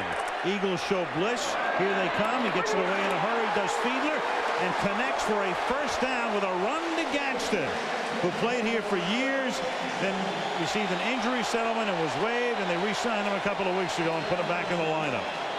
Jay Fiedler did a great job of getting that ball out of there because it was a blitz. And you know one thing, as you get on this side of the 50 and you're going in, you're going to get more blitz than you do out on the other end of the field. Jay Fiedler gets back in shotgun, feels and sees a blitz, knows he has to get it out there, and gets it out to Gadsden. Travis Minor in his 3rd year. He was a 3rd-round pick in the 2001 draft. Dolphins drafted him out of Florida State, and then when they got him and Ricky Williams is coming back in, and the crowd sees that and applauds him. So Minor reduced to a minor role. You know, and earlier Lisa was saying that, you know, sometimes you can't give a quarterback medicine. You can give a running back some medicine. Did Ken Stabler ever take medicine? No, not anything that would slow you down. I mean, maybe a shot in the knee or something. Nothing over a drugstore counter anyway. And that is incomplete. Randy McMichael hit by Mark Simino. You know, it's a funny thing. If the Dolphins win this game, and this is a critical game, they will really earn it, because clearly the guy they had to bank on tonight is Ricky Williams, and Williams only has 6 carries, and you don't know how many he's going to be able to wind up with tonight. You know, and you look at these teams coming in, and you know, Philadelphia usually doesn't start fast, and they kind of come on in the 3rd and 4th quarter. They start fast. The offense kind of surprised it, and then the Miami offense is also surprising me. You know, you think that it's going to be about defense, and this has been about offense and big plays on both sides. 3rd down and 7. A little more than 6 minutes to play in the half. Fiedler under pressure, and the pass is incomplete. So Fiedler goes down. Sheldon Brown on the corner blitz decks him. Brown made a big interception last week to spearhead that win over Dallas. Yeah, one thing about Jim Johnson, the defensive coordinator, and you see Sheldon Brown here, he's just up there and like he's covering the slot, and he just comes in the blitz. Jim Johnson doesn't care. You know, you can say, well, you know, they caught you on the blitz, they got a big play in your blitz. He doesn't care. He's going to keep blitzing you. Reese and Brown both got there together. It's 4th down, and the Dolphins are going to pass up a 50-yard Mare field goal attempt, lining up to go for it. The Eagles weren't set defensively. All kinds of gesticulations going on, and it's incomplete. Intended, I think, for Oronde Gadsden, but not even close. You know, and that's one thing about Jay Fiedler. You know, he's not the most accurate. I mean, you know, he's a good competitor. He can make a play here and there. If he gets in a rhythm, he can keep things going. But you think that he's real accurate. He is not real accurate. And Fiedler tonight is 7 out of 15. There are the numbers. You know, I think that was probably in one of those areas where Dave Wanstead said, well, you know, I don't know if we can make the kick. It's a chance. I don't want to punt in this area. What the heck? We may as well go for it on 4th down. I'm not exactly sure of that. Yeah, because he's got a guy who can kick a 49-yard field goal. As Correll Buckholder gets taken down behind the line of scrimmage. Yeah, and it's too early in the game to say, well, we're down by 7. We need 7. You don't. You just, as you go in the 1st quarter, 2nd quarter, 3rd quarter, you just accumulate points. You don't worry about, you know, 3s and 7s at this time. So Dave Wanstead, as you look at Olindo Mare. I mean, the downside to that would have been you give Philadelphia the ball at the 40, but they didn't make it anyway on 4th and 7, so you gave it to him at the 32. 2nd and 10 now from the 31-yard line. The ball is handed off to Deuce Staley. and deuce. And again, a lot of Philadelphians here. That's the sound he would hear in Philadelphia.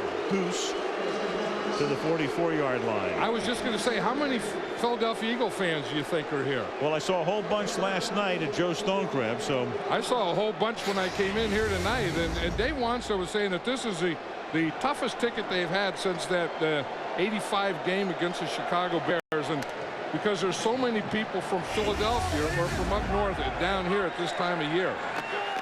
1st and 10. I heard the full chorus of Fly Eagles fly about 11 times last night. Terrell Buckwalter. I think that's a good fight song, though. I like that. Fly Eagles fly. Da, da, da, da, da. Flag down. You heard it so much that you can hum it now, and you can't get it out of your mind. It's one of those things. Absolutely, all night long I'm thinking about you that. Hear it, you hear it, you hear it, then you go to bed with it, and you wake up, and it's still there. That's a good fight song. The Redskin fight song, of course, is terrific. Hail to the Redskins. To me, that's the best one. Oh, that's great. We've got Winter indicating a personal foul against Miami. Personal foul.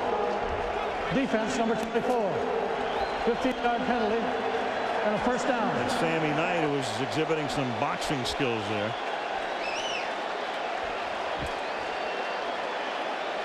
You know, Dave Wanstead was talking about how they really got help on defense in the offseason, and Sammy Knight was one of the guys, and Junior Seau was one of the guys, and Jeff Scanina was one of the guys, and Sammy Knight here's 24. He takes one hit, then he looks like he's going in for another, and then the old right hand to the head and the old right knee to the midsection. Yeah, that's a borderline ejection. Yeah, they'll get you on that every time, and half the time eject you. 1st and 10. McNabb slings it into the arms of the rookie L.J. Smith to the 28-yard line. So for Donovan McNabb, coming off the injury last year, and he said it was well into the spring before he felt that good, and then he starts the year, and there's such high hopes for the Eagles, and they threw up a brick on opening night on the Monday night. They got shut out by Tampa Bay. Then New England comes in the following week after New England had been routed by Buffalo 31-0. Then they have a bye week, and he's slowly, methodically gotten to the point where he's going to start to be thought about in MVP terms. Right, and through all that negative stuff, he always stayed positive, always had that smile on his face. 2nd and 1, and he's going to have to pack it in here and get sacked by Jason Taylor. And McNabb talked about what it's been like this season. If you have the confidence that things are going to change, and you can kind of display that to the rest of the guys, then things will begin to move in your direction, the direction that you want to go. But I think if you have your heart in it and you continue to stay on course with your goals, you'll be excited at the end.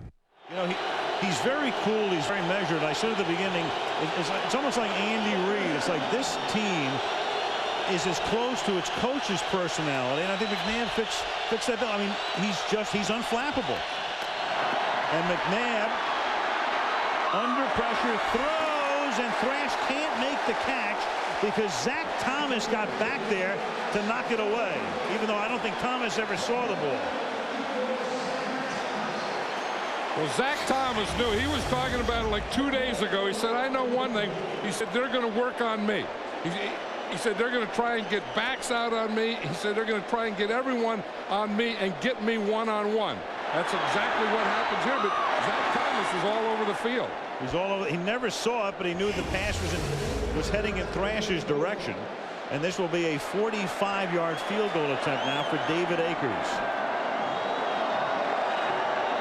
Coy Detmer, the backup quarterback, to hold it. And Akers, one of the best in the league, makes it easily with a lot to spare.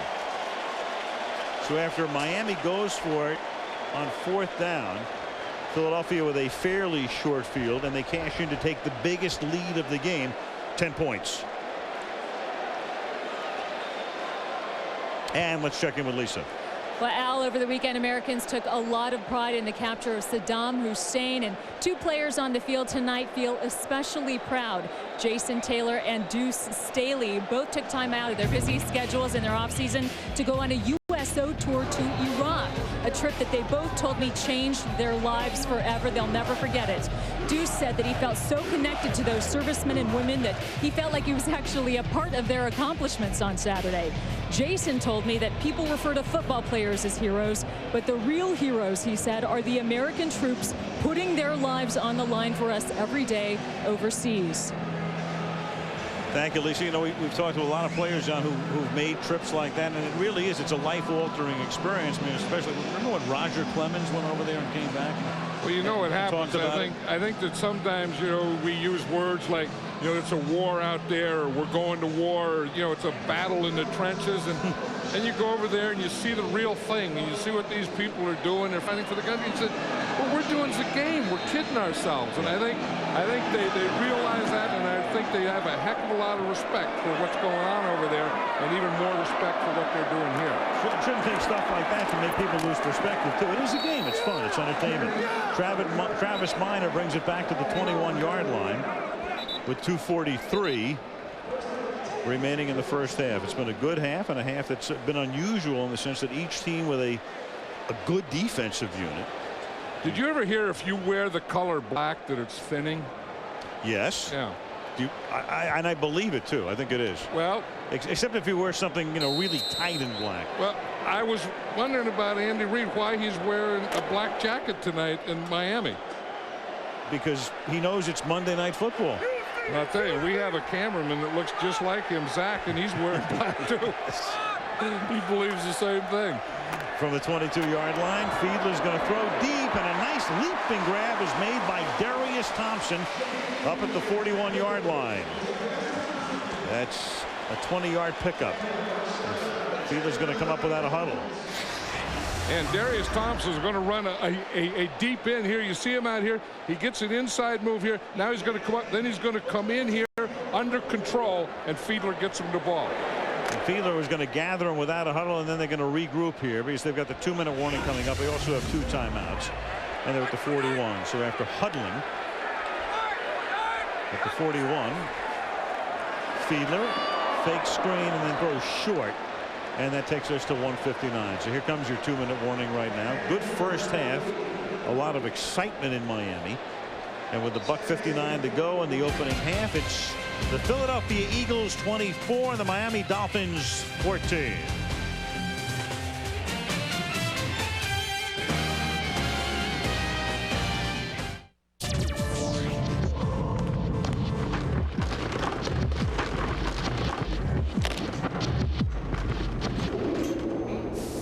Shave with Norelco Advantage with moisturizing gel. It prevents nicks and cuts. Use Spectra and you can personalize it for comfort. So now there are 2 ways to achieve close shaving satisfaction. As you can see. Ultra close, ultra comfortable. Guaranteed.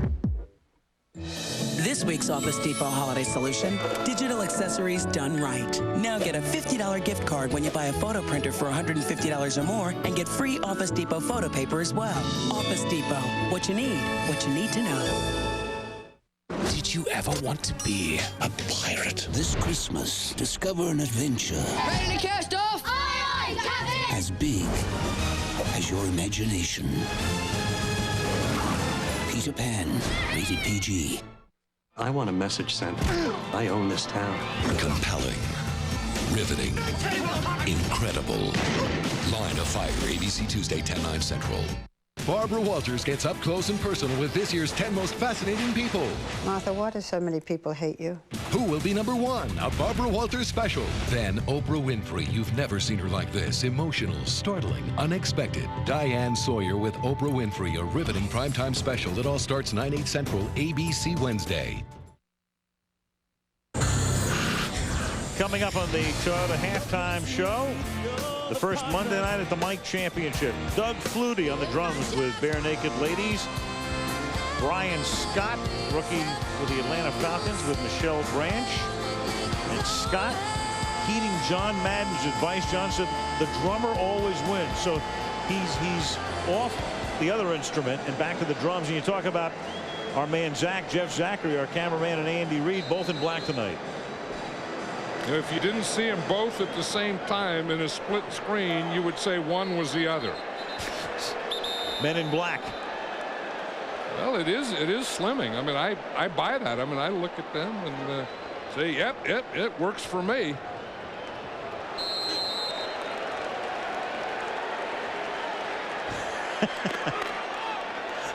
I thought of something, but I can't say. It works for me. I'm speechless. On 2nd and 10, here's Ricky Williams up to the 44-yard line. Now, that's only the second time I think that Ricky Williams has touched the ball since that injury. Remember that long run where he ran out of bounds, hurt that left shoulder, then he ran that screen pass and he came out. I think this is the first time since then he's ran the ball. Timeout is taken here. And we can tell you that Monday Night Football is being brought to you by Southwest Airlines. Friendly nonstop service all across the country. Southwest Airlines, a symbol of freedom. By FedEx, you can always rely on the ultimate and reliable shipping. Relax, it's FedEx. Nissan will invite you to shift the way you move through the world. And Bud Light, for the great taste that won't fill you up and never lets you down, make it a Bud Light. Miami. Don Shula, Dan Marino. They've got a ceremony here at halftime. The Marks brothers, Mark Clayton and Mark Dupe, are the two great receivers through the Marino years. They'll both have their names put up at the Ring of Honor. And there's Bob Greasy. So a lot of the old Dolphins. And a lot of old great ones. I mean, Don Shula won more games than anyone else as a coach in this league. Bob Greasy was a quarterback in that undefeated team. Oh, on 3rd and 7, Ricky Williams is lucky that Michael Lewis didn't get there in time to intercept it. So now it's 4th down and the Dolphins will have to kick. Wanstead looks a little worried, doesn't he? I mean, you know, somewhere I think he has to get some life back in this team. I think that they lost a little something. You know, that their tackling isn't good. I mean, their offense has probably done what they have to do. They hope they can get Ricky Williams back. But their defense, I think, with their tackling has let them down a little. He should be worried because even if they win out, they need help. Right now, they would be out of the playoffs. Turk the punt. Turk goes down, and a flag is thrown. They tried to block the kick, and Ike Reese came in and knocked them down. And now the question becomes, is it running into the kicker or roughing the kicker? If it's running in, it's not going to be a first down. It'll be 4th down and 2 because it was 4th and 7, but this is the big-time variety.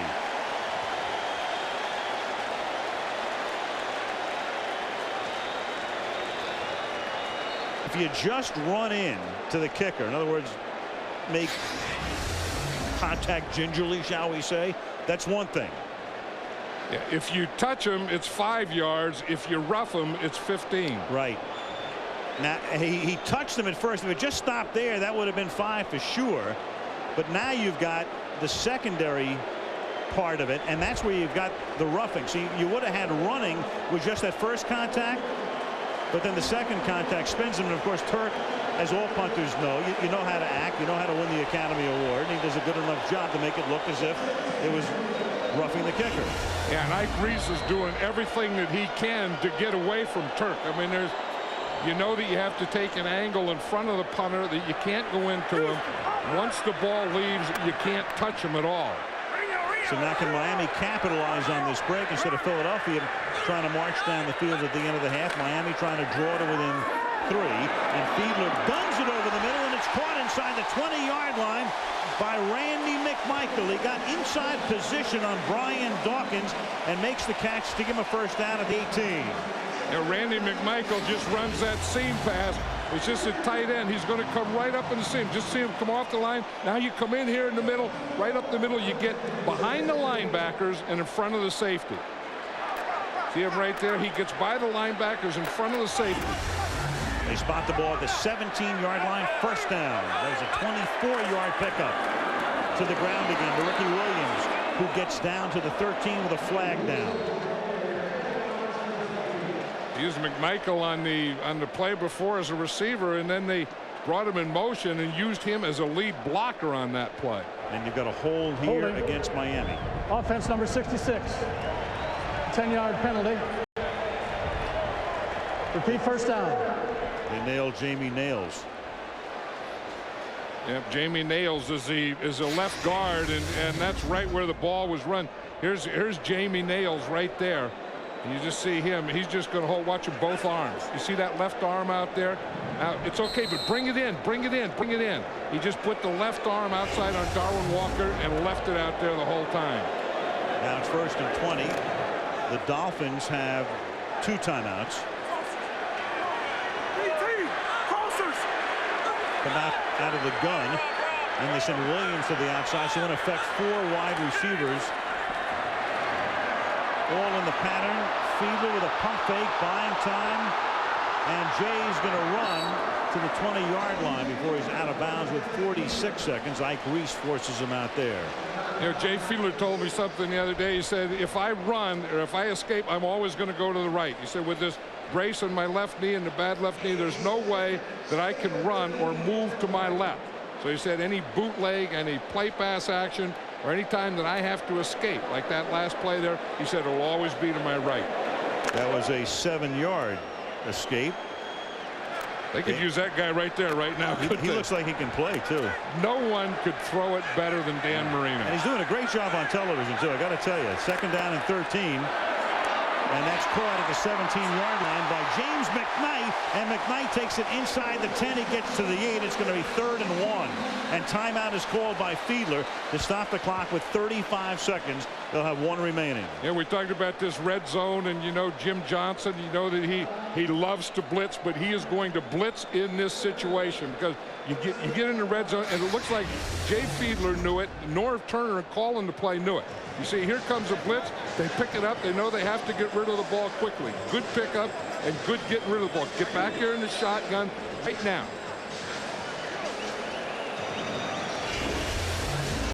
So the ball at the 9-yard line. Jim Johnson.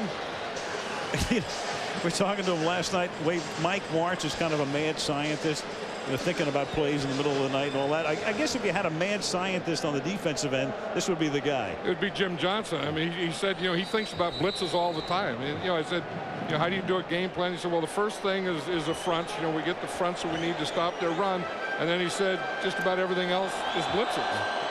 And that's the way they play defense. And I think that's one of the things that has really kept this team going, that when they had injuries, they lost guys, they were able to plug them in because of some of the creative things that Jim Johnson does.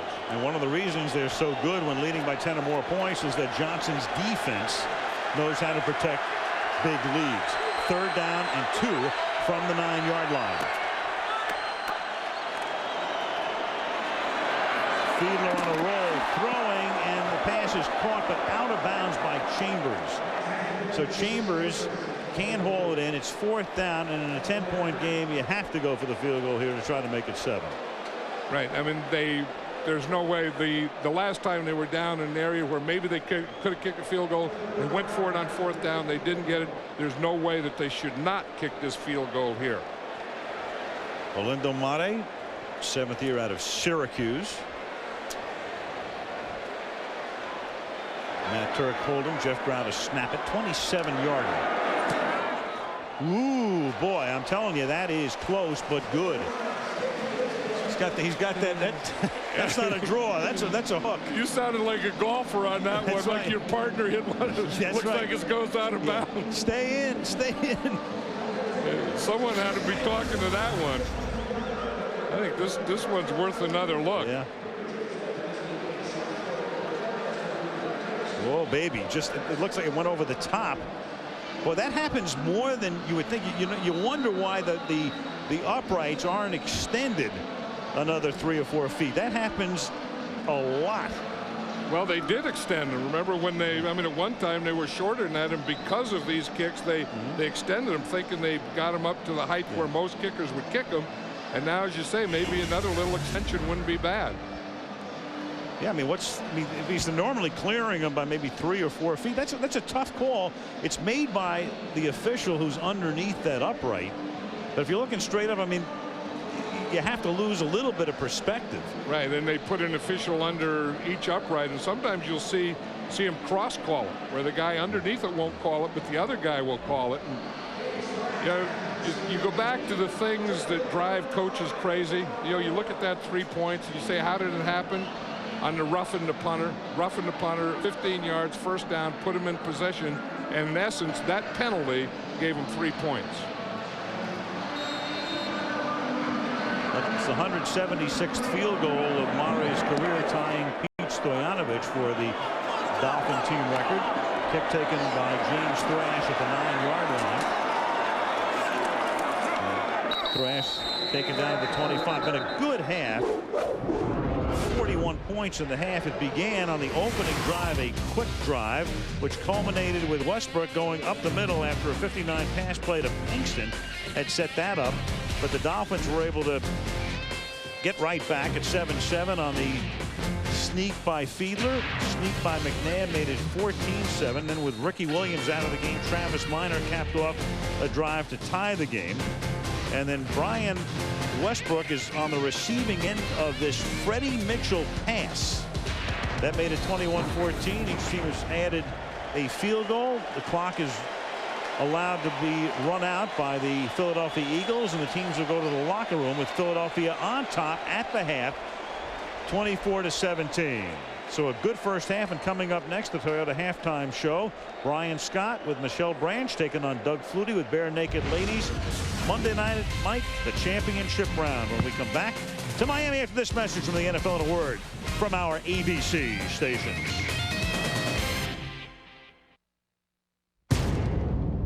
Let me tell you about the number 7. It's a card you fold in poker.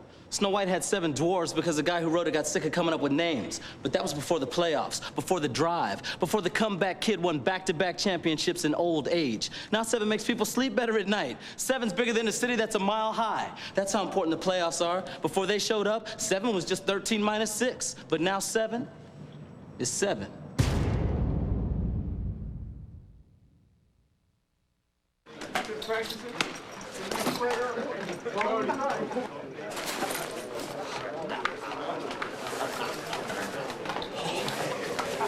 There's an easier way to get the gear the pros wear. For the biggest selection of authentic NFL gear from all 32 teams, call 877-NFL-SHOP.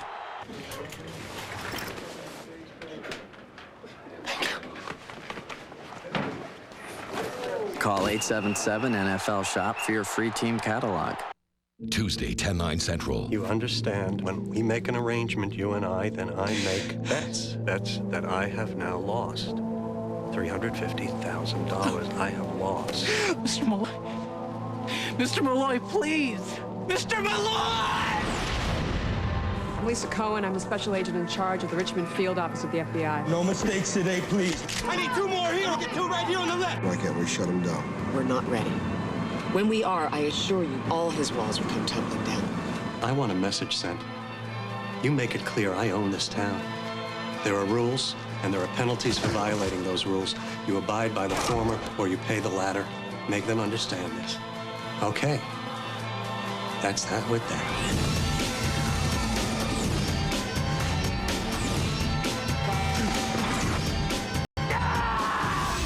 Line of Fire, Tuesday at 10/9 Central on ABC. Viewer discretion strongly advised.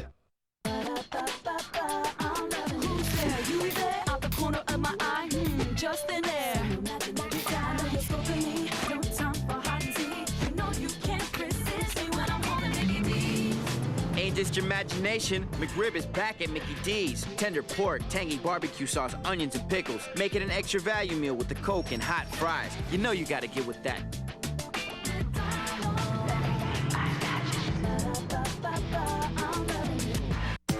What's wrong with my SUV? It was fine last year. Trust me, Pacifica's better. Look, I'm telling you, all-wheel drive, heated second-row seats, it's perfect. See? Oh, look cool. A navigation system so we can find our hotel. Hotel. Go well beyond the SUV in the 5-star crash test rated Chrysler Pacifica. And during the year-end sales drive, get 0% financing or a $3,000 cash allowance, plus our 770 powertrain limited warranty. Hurry to your Chrysler dealer and see how good the best values in America can be. Thursday at 8, don't miss the 13 Weather Ball Bandstand Show.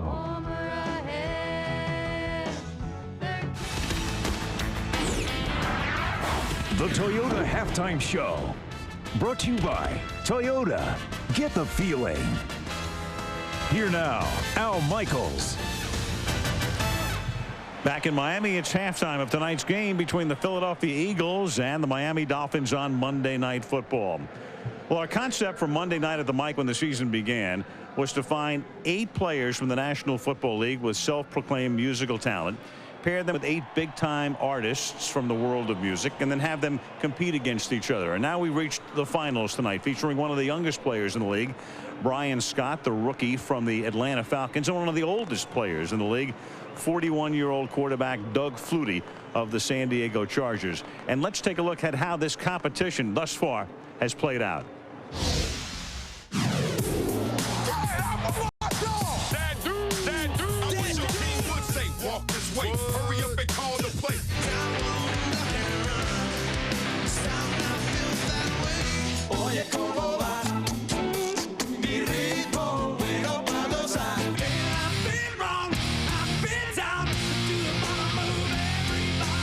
Come on and dance with me, Felicia. They show me how to do that step I ain't never thought I could. What more can I say? Monica, E-G-A-T-L, feeling. Hey.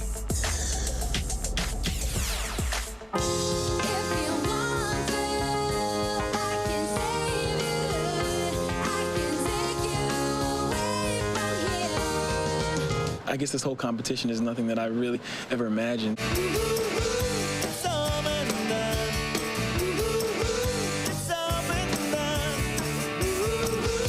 I think this whole thing's been great. It's showing the other side of some athletes. It was a lot of fun coming up here, being able to play the keyboard, and then going over to the drums. And I told Michelle she has to teach me how to play the guitar. I think the fact that he's playing both keyboards and drums definitely just puts us in a totally different category. Drums and piano at the same time? I've been playing now for 20 years. You haven't been playing a lot. Shoot, you probably haven't been alive that long. I'm so damn old.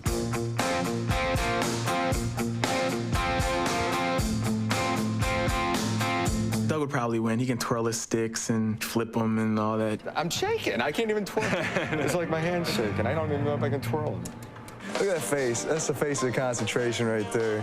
That's the same face he makes when he drops back. Needs to work on that lip biting thing though, right there. Right there. I'm a little anxious to see what happens, see how the competition does, and I think my chances are good. They're ready to rumble. Flutie and Scott for the championship. Monday night at the mic when we come back.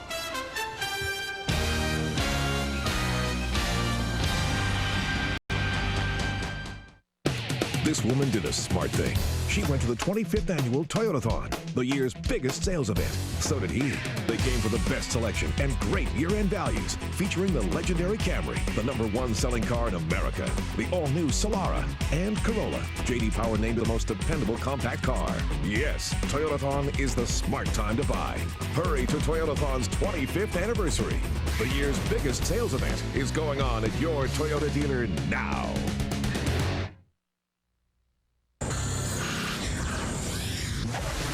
So 2 times now Brian Scott has played keyboards with Michelle Branch to advance to the championship round, but tonight he's going to switch to the drums.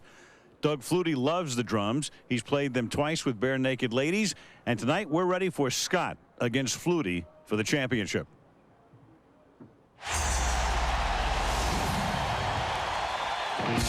Broken suit, you're the partner. This is where we used to live. Broken glass, broken hungry, broken hearts and broken bones. This is where we used to live.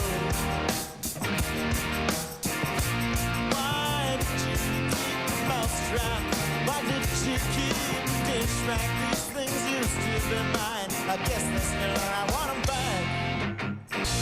Broken through the old apartment. Saw the road out of the wall. Only memories, fading memories, blending into tableau. And I want Michelle Branch, step back.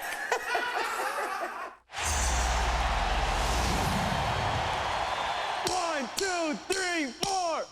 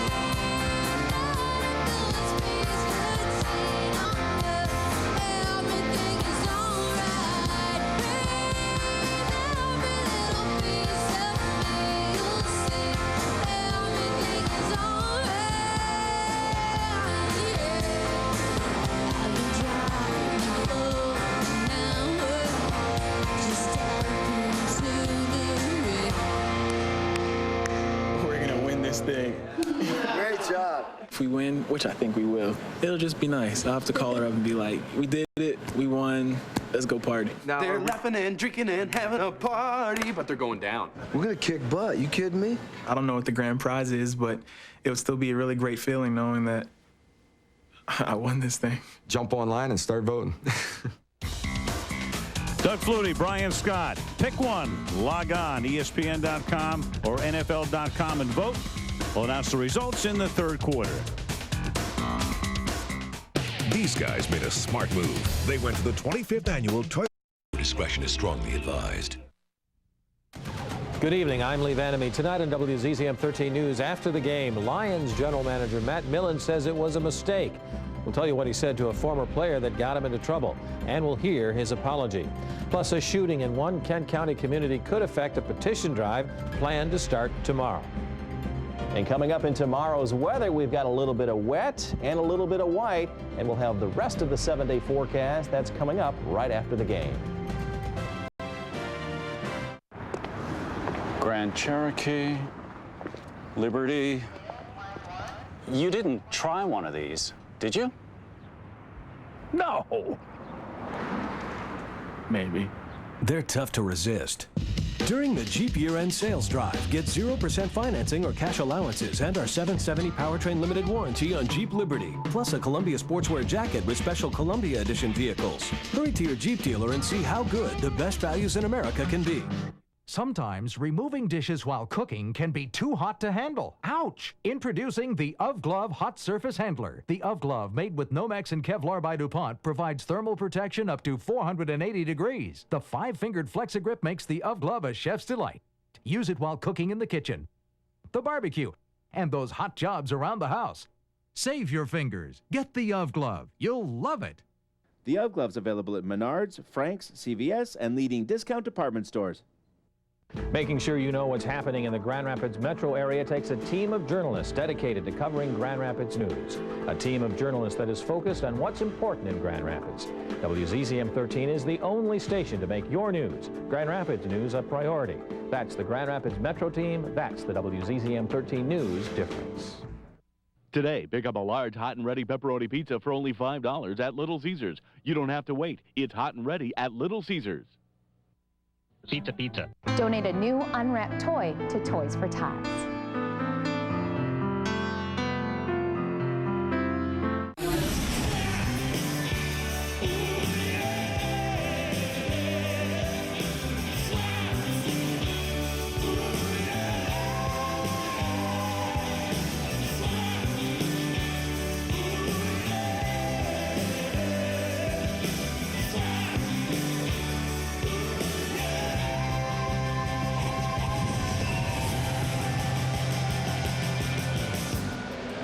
Back at Pro Player Stadium in Miami. Al Michaels, John Madden, and Lisa Guerrero. Third quarter, Monday Night Football. Good first half.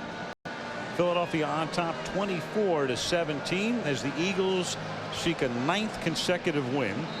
Miami hanging on to its playoff hopes, which would be severely damaged with a loss tonight, and they'll get the ball with the Dolphins to begin the second half after the touchback off the foot of David Akers. So in the first half with 41 points, you had almost 500 yards of offense. When you add up what happened, the Dolphins and Eagles each with 1 turnover. The Dolphins almost 100 rushing yards and 203 yards for the Philadelphia Eagles through the air. 25 of those on the touchdown pass by Freddie Mitchell.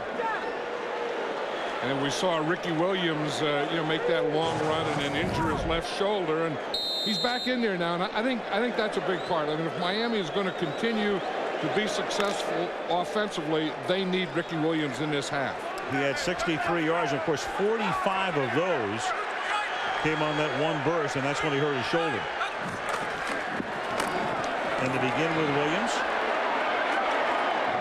And Ricky picks up 7. Michael Lewis makes the tackle. Let's check in with Lisa Guerrero.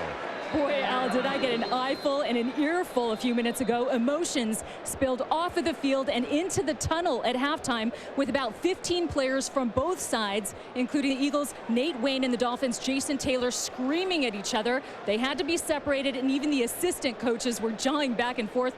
Maybe this is the spark the Dolphins need for the second half. Meanwhile, as far as Ricky Williams is concerned, Dave Wannstedt told me that he just has a bruised left shoulder. He's good to go. And he's still tough enough that he can run into Michael Lewis, and Williams is fine after that last collision, but Lewis is not.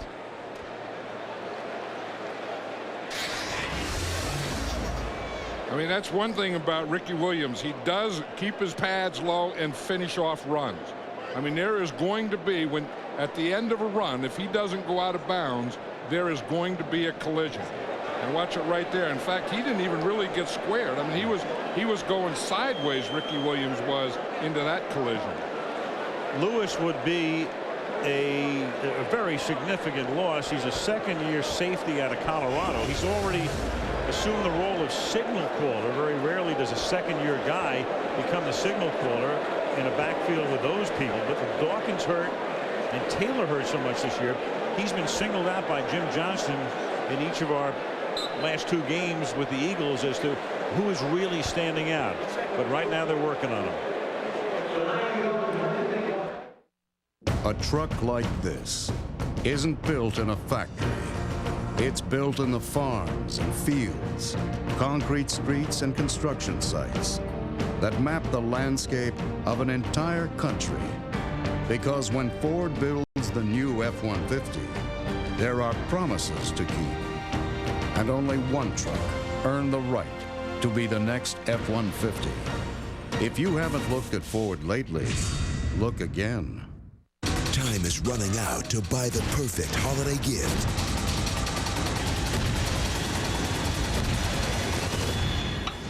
Say hello to my little friend.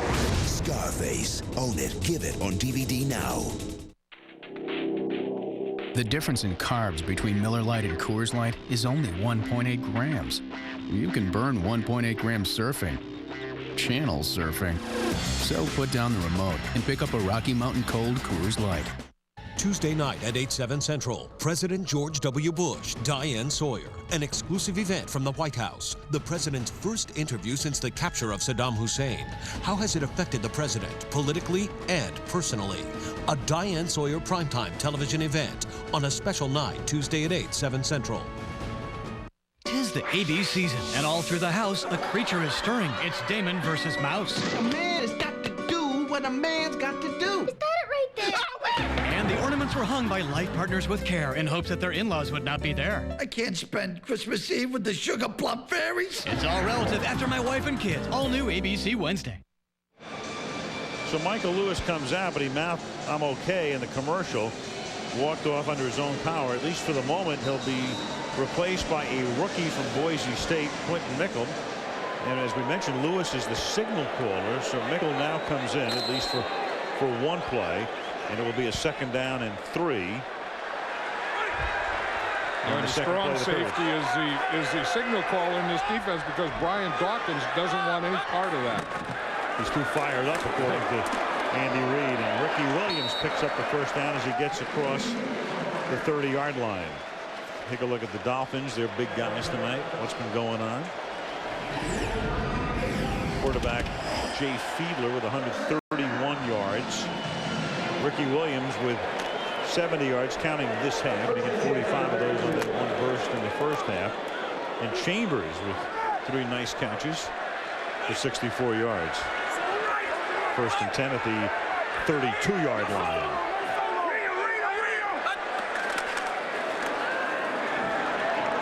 Fiedler right over the middle, but too high, and again that accuracy is called into question here as he throws it over the outstretched arms of Darius Thompson. So now we get that 1st down pass. You know, once you get the run going, then they're playing Ricky Williams, so then you think, okay, 1st down, we'll go that play action pass, but you have to make that play, or as we said, then you get this 2nd and 10, and this darn near becomes a running down. Jay Fiedler was with Philadelphia. Fiedler went to Dartmouth. John Gruden was there at the time, never got into a game. And now Ricky Williams up to the 39-yard line.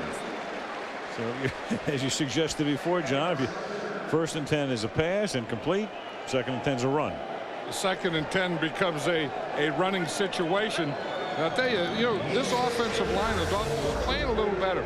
Once Tim Ruddy here, he's the center. Now, they have to get to the second level. You want to get the guy in front of you and then get up on that next level.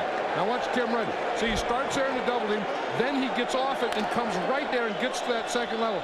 Of course, if he would have done a little better job when he got to the second level, then they would have made some more yards on that play. And he's 1 for 7 on third down conversion. 3rd and 4, and the Eagles just rushed 4, and the pass has gotten away to McMichael for a first down. McMichael to the 47-yard line. Corey Simon came in and put a lick on Fiedler. It's interesting. You say, why don't they blitz on that down? Because usually Jim Johnson doesn't blitz when you're on this side of the field. He usually rushes with 4 men or sometimes 3 men and covers. Then when you get on the other side of the field and in the red zone is when you're going to get the blitzes on passing down. Simon came right through the hole vacated by the guard Perry. And now the Eagles bunch him up, stack him up, and a half dozen of them, knock him back from the line of scrimmage. Darwin Walker leading the charge. AFC playoff picture. You can see New England and Kansas City 1-2 at the moment. Indy would win its division. Cincinnati holds the tiebreak advantage over Baltimore. And Tennessee and Denver, if the season ended right now, would be the wild cards. Even if Miami wins tonight and they go to 9-5, Denver still holds the advantage. So Miami would still be in a 7th position, and if they lose, they're really in trouble. Travis Minor is in the game, 2nd down and 11. And that pass is reached up for and caught inbounds by Darius Thompson. Thompson makes a nice grab at the 41 of Philadelphia to move the chains. 12-yard pickup. And you see what happens here. They get in the passing down. They get close to midfield. Now you're going to get the blitz. They know that. Jay Fiedler knows that he has to get in rhythm, get back, get rid of the ball quickly, and he puts it right on him.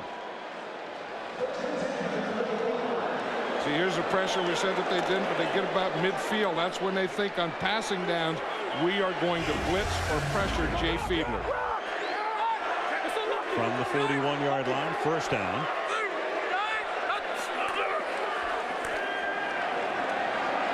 Fiedler protected very well and then throws, and it hits McMichael on the dead run, and he leaps his way to the 6-yard line. Oh, that first down passing, that's one of the plans that Norv Turner's had. That we have to be able to run the ball, then we have to get them play and run on first down, and then we have to be able to fake the run and then get the play action pass. Now here's McMichael. He starts on the right, comes all the way across, and just as he gets by that linebacker, Jay Fiedler gets him out and leads him out in front. McMichael, a sudden star last year, was a 4th-round pick out of Georgia, but started a lot of games last year. First and goal now from the 6-yard line. Boot right, throws, caught, 3-yard line, and that's McMichael again. So McMichael's become the go-to guy. He has now caught 5 passes. And that was the guy that on third down that Jim Johnson would say we're going to put Bobby Taylor on him, but what Norv Turner's doing, the offensive coordinator of the Dolphins, he's not waiting until third down now to have to throw, to put Jay Fiedler in those positions. He's throwing more play action pass on first down. There's the former head coach of the Redskins, Norv Turner. He and Wanstead coached together at Dallas under Jimmy Johnson on 2nd down and goal. Williams to the outside. And he gets to the goal line for the touchdown. Nothing happening through the middle, and then he got in behind Chambers and through the block he needed to get him to the chalk.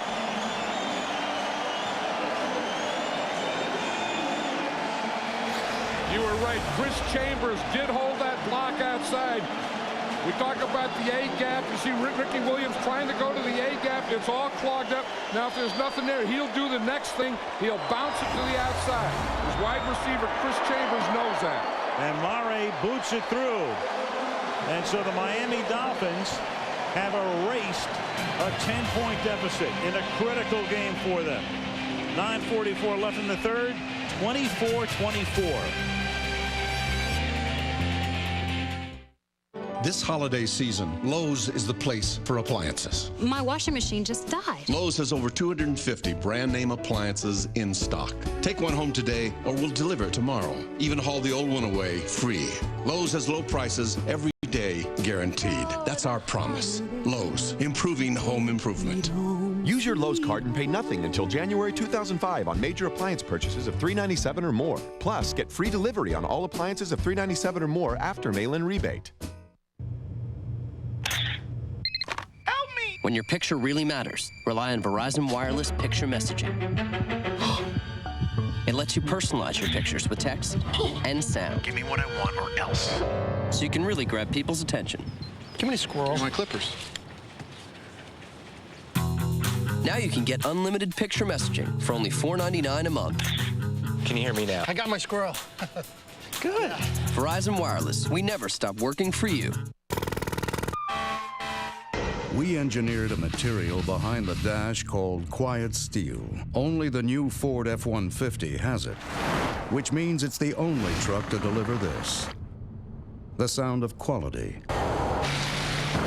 The sound of the quietest pickup, period.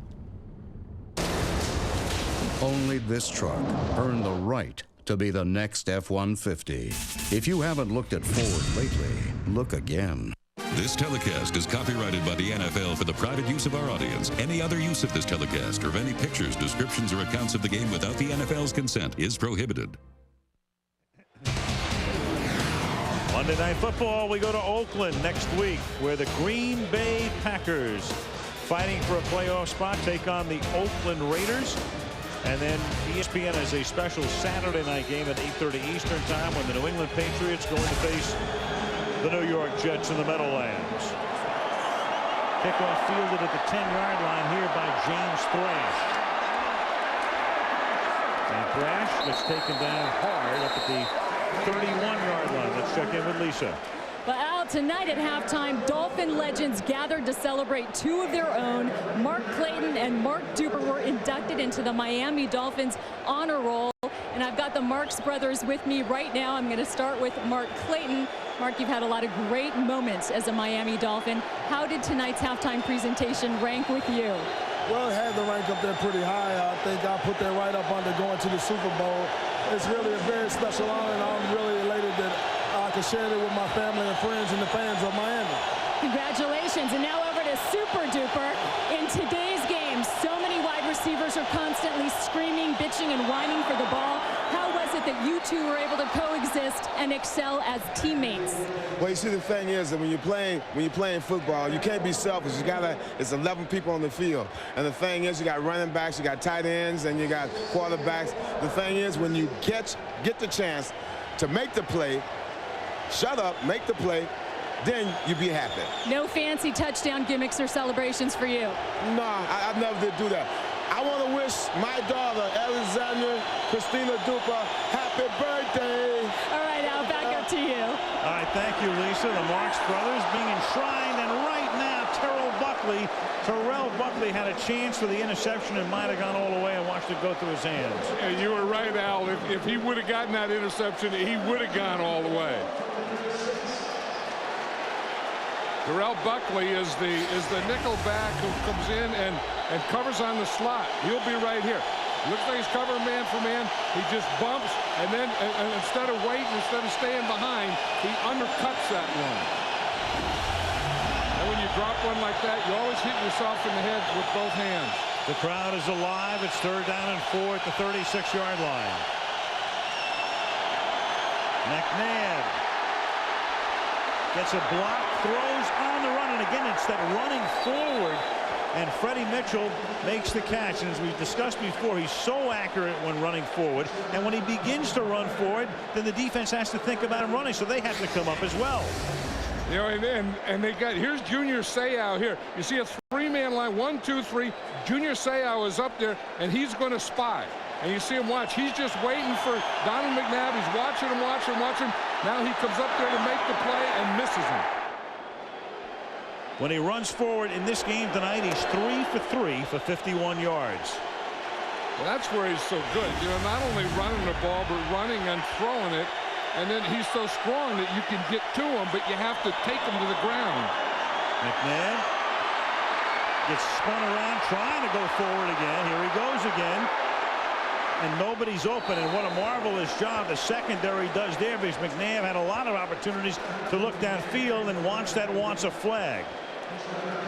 Yeah, and that's the thing, that anytime you play against a Donovan McNabb, you always teach your defense to plaster, because you know that once he gets to this position and doesn't throw it, all timing is off.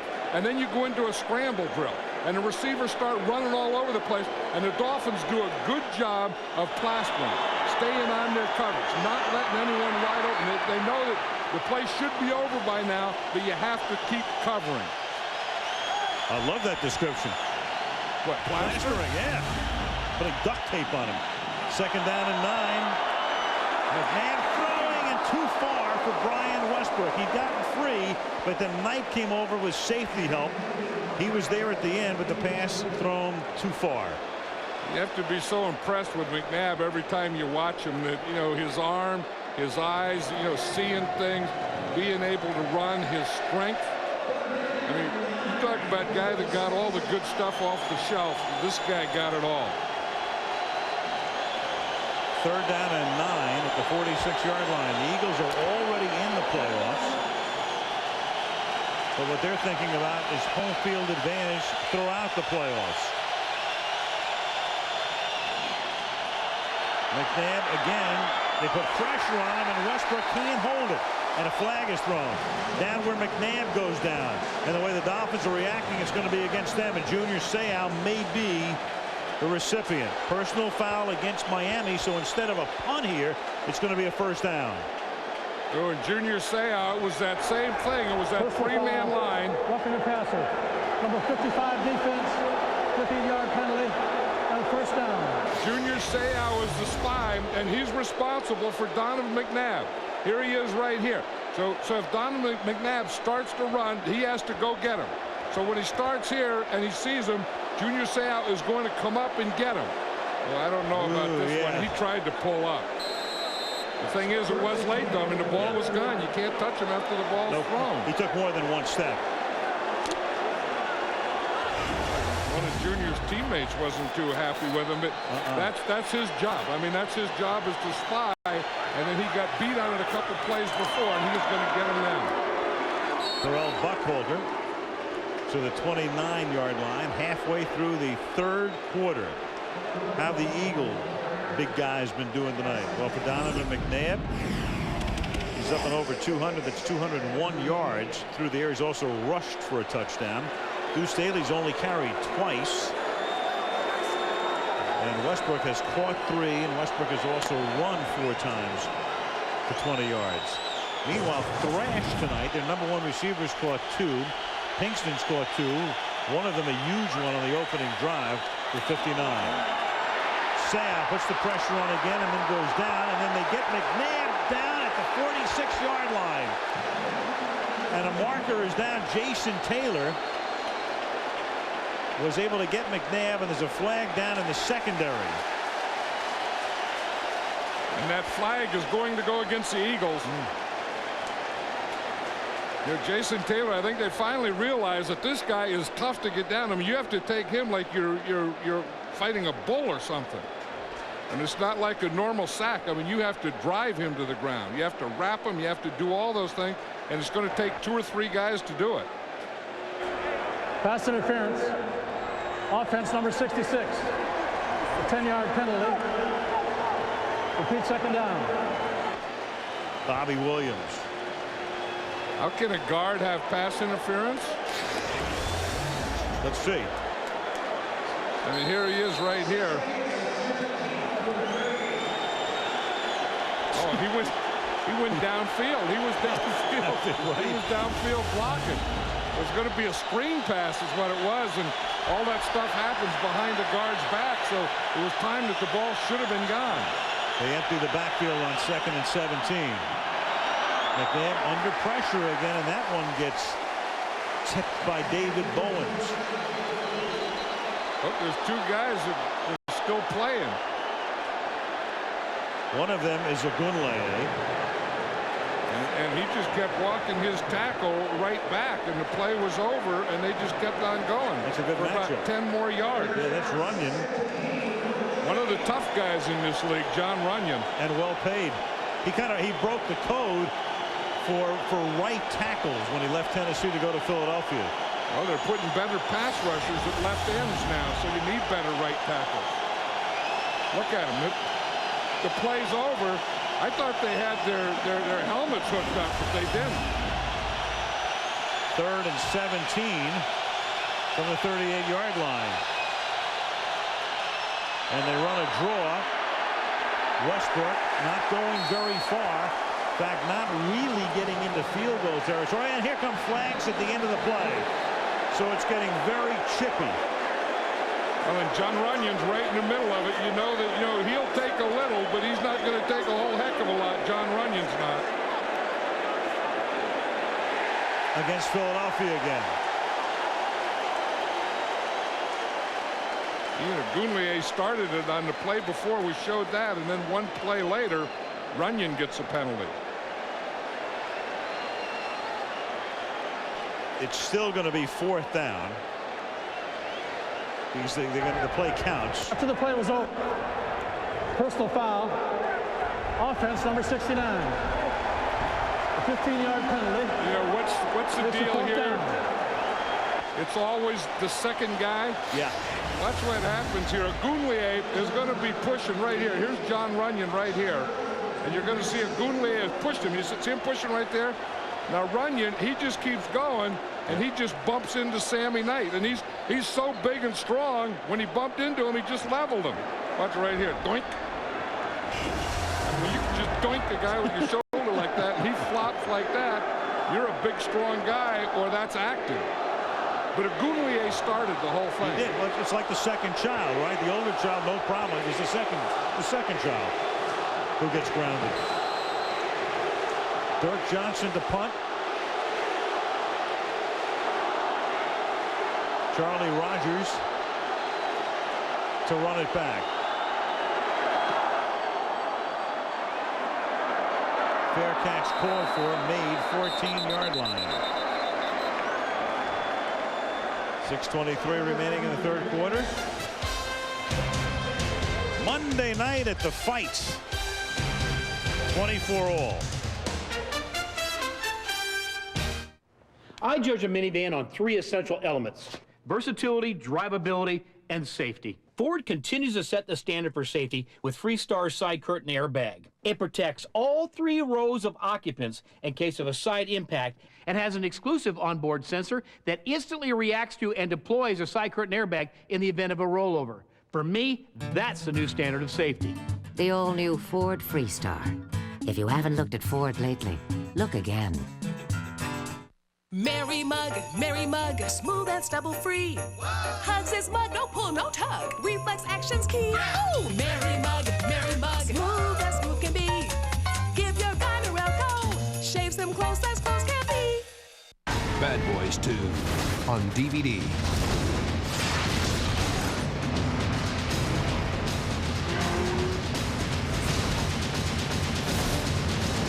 Bad Boys 2. Own it now on DVD.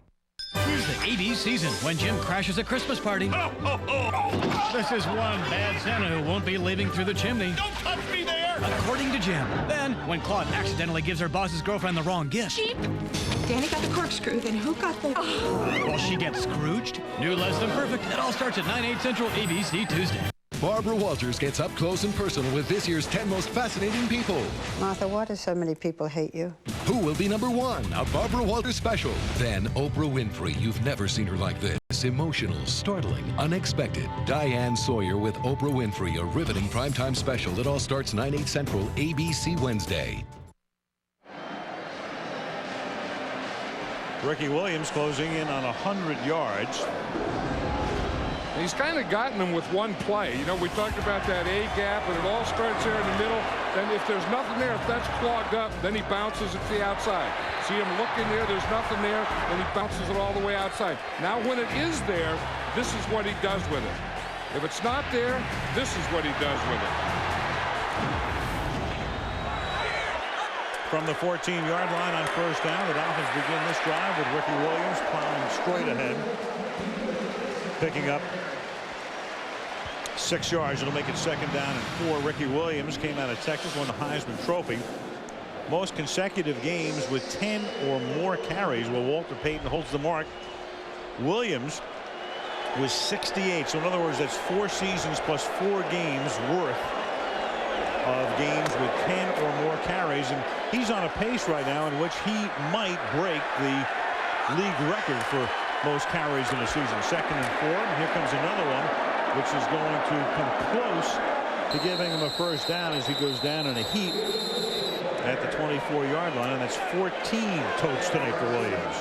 You know, and he's the real deal. I mean, he's the type of guy that can do that. I mean, on one hand, you know, we were talking about earlier how you have to manage a guy's carries, and on the other hand, you have a workhorse. He's your offense.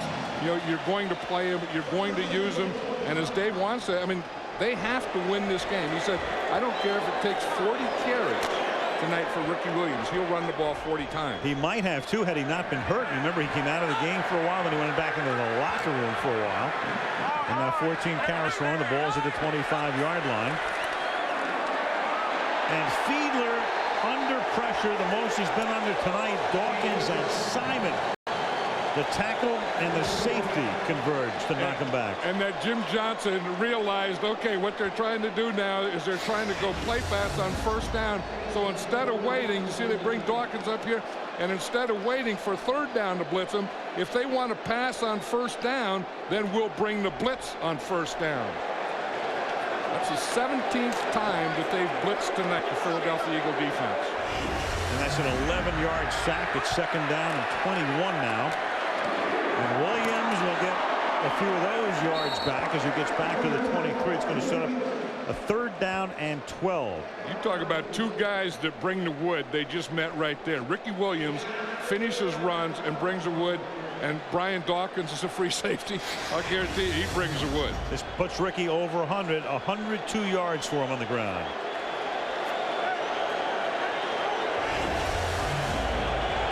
Third and a dozen with 4 minutes to play in the third quarter at the 23-yard line. He had that one real long one, but I'll tell you, they've been 100 tough yards. 4-man rush. And through the hands of Williams, he drops it. And they'll have to punt. For the Dolphins, as we say, a win tonight is critical. They'd still be out of the playoffs even with a win. But you look at the AFC, and it's been an AFC dominant year. You'll have to win more games, in other words, to get into the playoffs in the AFC than you will in the NFC in all likelihood. Torque the punt. Westbrook back to receive it. Fair catch made at the 38-yard line. McNabb and company coming out after the 39-yard kick. 3:38 left in the third. 24-24. There's glory for the individuals who come together for a common goal.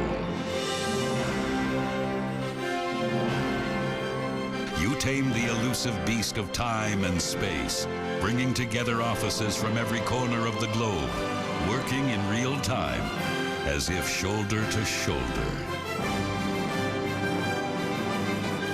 You have the new Microsoft Office system. Go team. In the red zone, the best way to defend against the play is to stop it before it starts. That's why I use new Red Zone deodorant from Old Spice.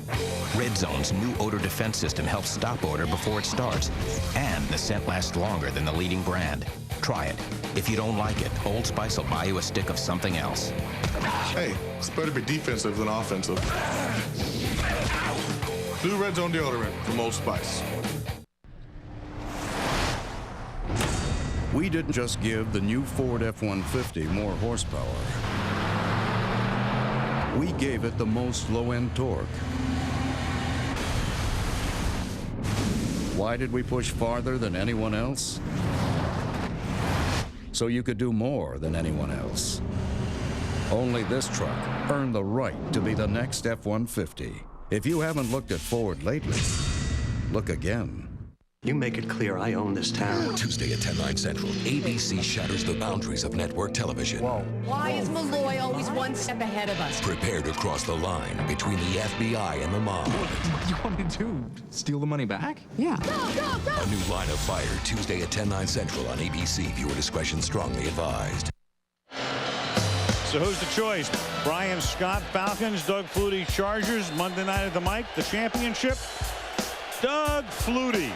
You always go with the drummer and the guy that's been the drummer all the way. That's the second key. Yeah, because Scott had been playing the keyboards but went to the drums tonight, but too little, too late.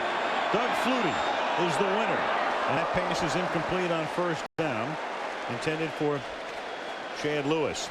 So Flutie's team and Scott's team, for that matter, might be 3-11, but in Doug's trophy case, we'll go that Mike replica. He had some tough competition, too. He did. Joey Harrington looked like he was the early leader in the clubhouse. Andy Reid trying to play his own tune tonight, get his team into a position where they can secure home field advantage in the NFC. And Westbrook picks up the first down, runs into Thrash, and then finally gets taken down by Sammy Knight at the 33-yard line.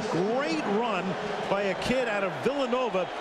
A 28-yard run, and Andy Reid said, you know, I live near Villanova. I read all the local papers. I read a lot about this kid, and then all of a sudden when it came down to draft him, Andy knew a lot about him. You know, there's a big job over there, a big block by Artis Hicks. You know, that's the guy. Trey Thomas got back spasms this morning, the starting left tackle. Couldn't play, so they had to play Artis Hicks. They just found out before the game. And he has a tough job, and he's had to block Jason Taylor all night, but he's done a heck of a job all night. Now McNabb throws again, and that's caught by Freddie Mitchell, who earlier threw a touchdown pass. And Mitchell takes the ball on the 21 and another first down. That's what Andy Reid, I think, gets out of guys. I mean, you know, you get an injured guy, and you get Trey Thomas, one of your best players. You know, he has back spasms. He can't play. You plug a guy in. You take Artis Hicks a couple weeks ago. He's playing left guard. Starts for the first time at left tackle. You just expect him to play well. And because you do, he does. From the 21 on first down. Under pressure, Abunle had him by the shirt. And the flag is thrown. He had him by the shirt. Caused the errant pass. But did he have more than a shirt in his hand, is what you're saying? That's the question. The line judge had one angle, and now they're going to say intentional grounding is the call. In fact, he had the shirt, and he had the shirt to the extent that McNabb just had to fling it away, and he, I think, was in the pocket, and you can't do that when you're in the pocket. Intentional grounding. Offense number 5. 10-yard penalty, and lost it down. Yeah, that's the thing that Donovan McNabb, you know, we talk about how strong he is, and as you say, Agunlie has a hold of him. See, he steps up here, Agunlie grabs him, but McNabb is so strong he can stand up, and then he's looking for someone to throw to, and he threw that ball to no one. Now Westbrook for the 29. We were talking about Westbrook and the fact that Andy Reid lives in his neighborhood, but he said Tom Heckert was the guy. He's their vice president of player personnel. He said, this kid is great. We got to get this kid. And they did in the 3rd round. Well, he said because he lived in the neighborhood, he read the local paper all the time. They're always talking about Brian Westbrook this and that. And he said, geez, this kid sounds pretty good. And he said, I drive by there every day. I said, well, did you ever stop in and watch him? He said, no. He said, I should have stopped in, but all I did was read about him. And if there's one play that will make the difference, if the Eagles are to go all the way, it's the 84-yard punt return against the Giants, which made that team 3-3 instead of 2-4. They haven't lost since. On 3rd and 18 to the end zone, and a flag is thrown. It's off the hand of Chad Lewis, who might have been interfered with by Arturo Freeman. And if it is pass interference, that'll put the ball on the 1-yard line. And they're moving in that direction. pending the discussion. Pass interference. Defense number 20. Because the foul occurred in the end zone, the ball is placed at the 1-yard line. First down. 28-yard penalty in effect. That was that seam pass, and Chad Lewis was locked up with Arturo Freeman the whole way.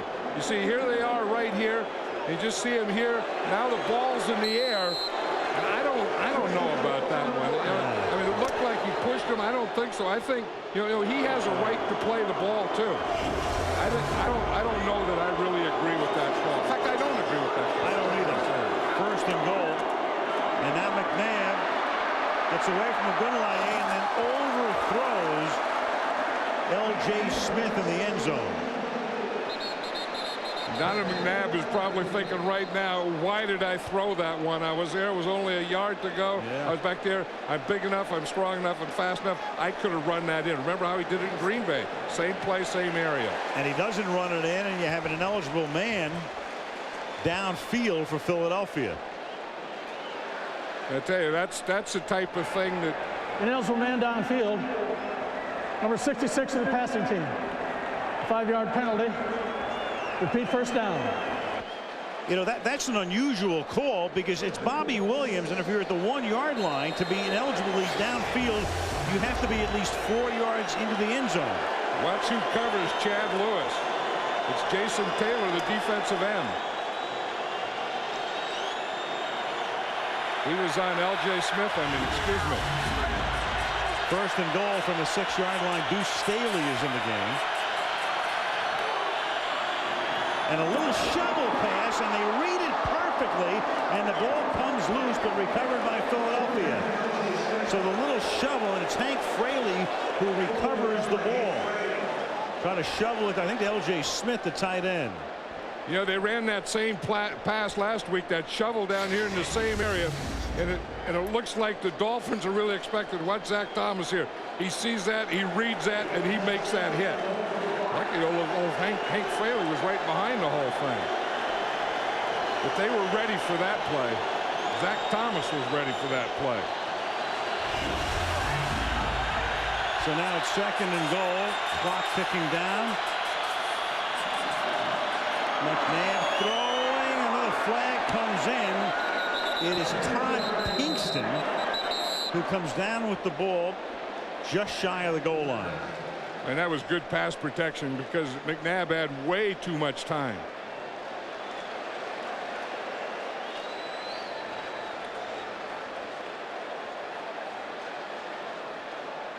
Ron Winter has had a fairly active night. You know, it's nice to see a referee wear glasses, though, isn't it? You know, there were years that they never wore glasses, and you knew, heck, some of them have to wear glasses. Yeah, Jim Fossil said he needed a new prescription because he did the Giant 49er playoff game last year. 2 fouls on the play. Illegal use of hands to the face. Defense, number 29. That penalty is declined. Holding. Defense, number 54. That penalty is accepted. Half the distance to the goal. And a first down. Thomas and Madison. Tell you, Zach Thomas is so active and such a good player. I mean, he plays the run very well. He's all over the place, but they do try and get him in the pass coverage. Now watch Thrash right here, and you see right there. You see what Zach Thomas does. He has to take away that inside. He can't let Thrash get to the inside, and he takes it away by holding him. That's the end of the third quarter.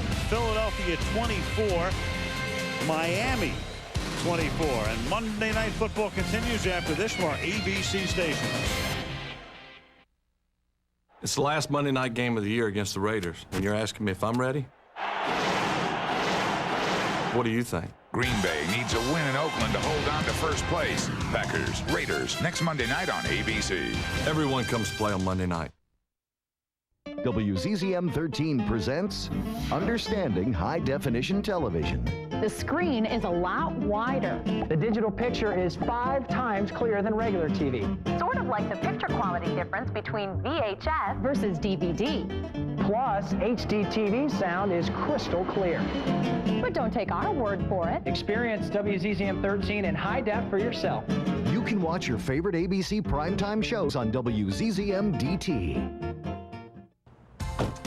You need a new car, but you've had some credit problems. Well, have you heard about the Orbit Advantage? It's a better way to drive a new car, and it's only available at Car City. Regardless of your credit history, you pick your down payment and pick a great new car from Car City's tremendous selection. It's just that simple, because everybody's approved with the Orbit Advantage, exclusively at Car City. It's a better way to drive, only at Car City on 28th Street Southwest and now in Lowell. Clap on, clap off.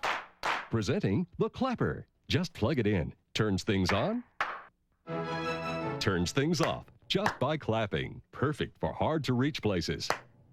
Switch to the away function for convenience and security. Your lights will turn on as you enter the room, or if someone else tries to. Clap on, clap off.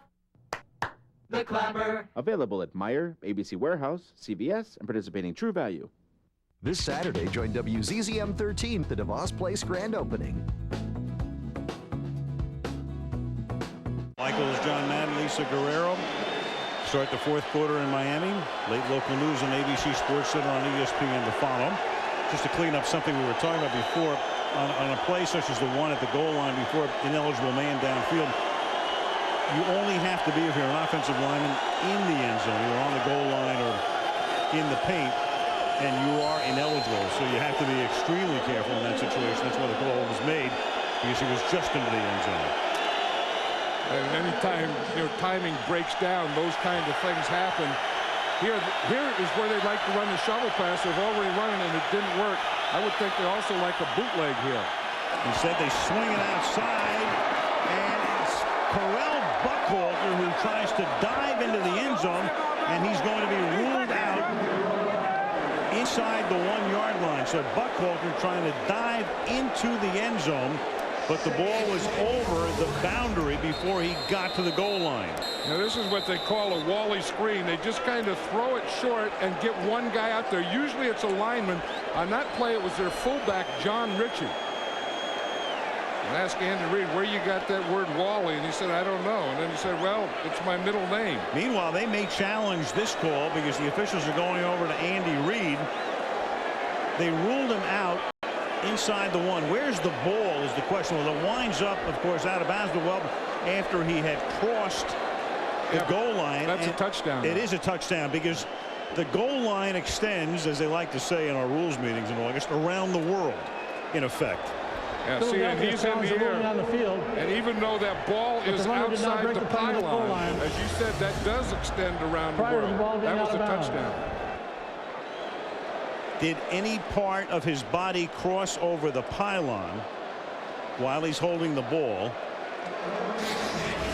It would be a touchdown. If any part of his body, here's the deal, if any part of his body crosses the pylon when he has the ball, and it looks like it does, then it is a touchdown. Yeah, see, and you can carry the ball out of bounds. I mean, the ball can be outside the pylon, which it is. But that's that little Wally screen where they usually get like one lineman out there, a single lineman out there. This time, instead of a single lineman, you see the block right there. That was the fullback, John Ritchie. If no part of his body crosses the pylon, then the ball is out of bounds where it crossed the boundary. But if he goes up into the air, and clearly a part of his body, the ball included, in his right hand is over the pylon in the air, then the imaginary goal line, as I say, goes, it probably just doesn't go around the world, John. I think it probably goes as far as like Sarasota. But in this case, it's a touchdown. The one over on that side goes to New Orleans. You're right. It kind of runs into the water there if it doesn't get hit by a tornado. I've got too many rule books in my life these days. I'm still trying to figure out the triangle offense. That's another story. Does that go with a zone defense or no zone defense? And two technicals gets you thrown out of the game. Ask Gary Payton. But again, that's another story. See, here's the plane. The plane goes all the way here. So as long as that ball gets across his plane, as we said, it extends out here, so it can come out of bounds. He's in the air. So now, as long as the ball breaks his plane and the plane comes all the way out here, then it's a touchdown. And the ball breaks the plane. That's a touchdown. Yep.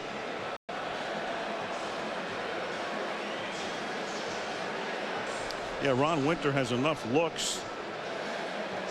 The only downside to this is you lose a timeout if you're Andy Reid and you don't win the challenge.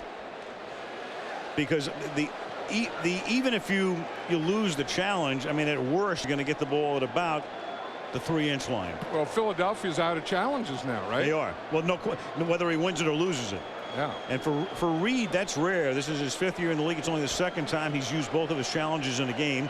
And it's something about Monday night because the only other time was in the opener this year against Tampa Bay. You know, and you have to do it. I mean, you say, why you're first down, you're down there in the goal line, you got 3 more. You don't know what's going to happen. I mean, that 2nd down could be a fumble. You could get a holding penalty. You know, if you have an opportunity to get one, you always take it. A lot of stuff. The runner left the ground inbounds.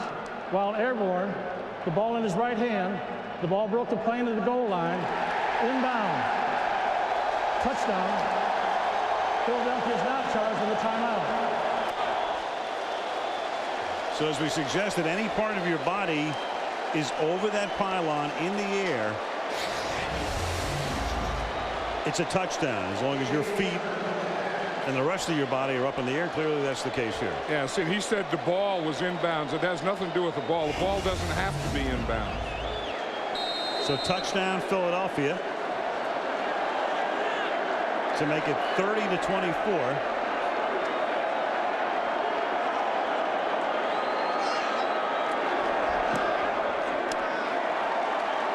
So Akers with the extra point. Buckhalter is able to dive in for the touchdown, and the Eagles are up by 7.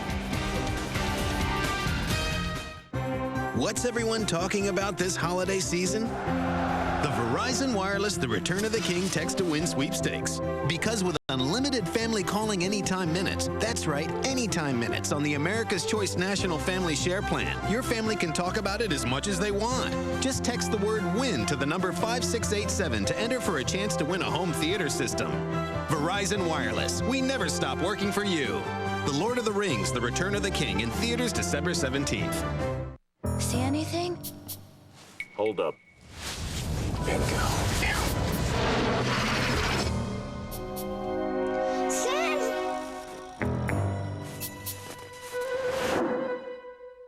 Now there's a better way around blackout days. Get the Capital One Miles One card. No blackout dates, no hassles.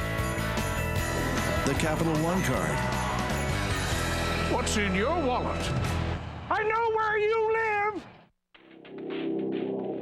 The difference in carbs between Miller Lite and Coors Light is only 1.8 grams. You can burn 1.8 grams just sitting at the bar. So grab a seat and drink a Rocky Mountain Cold Coors Light. Critics are calling Seabiscuit the best film of the year. Magnificent, inspiring, and glorious. Newsweek says nothing can stop this story from putting a lump in your throat. He made me better. You made me better. Seabiscuit. Own and give the DVD and video tomorrow. Next on WZZM 13 News, a new economic outlook for 2004.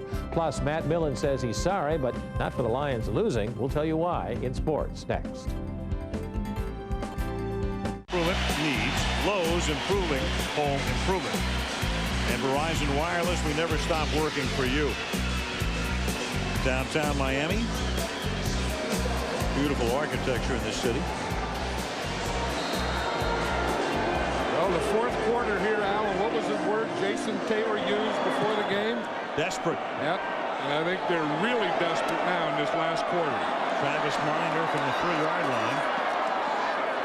Up to the 24. This game is particularly important because when you look at Miami's schedule, they have Buffalo and the Jets, and they're fighting Denver.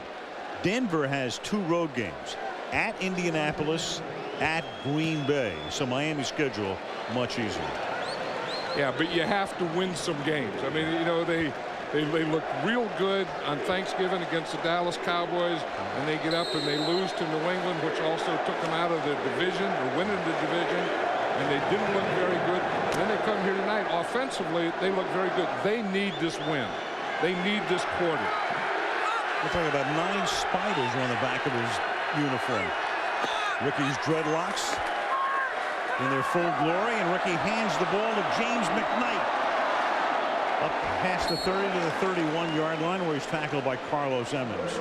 Didn't it look like he could have kept it out here, that he didn't have to cut it back? Yeah. He had two blockers. Now, I know one of them was Jay Fiedler, the quarterback. But it looked like he had some blockers.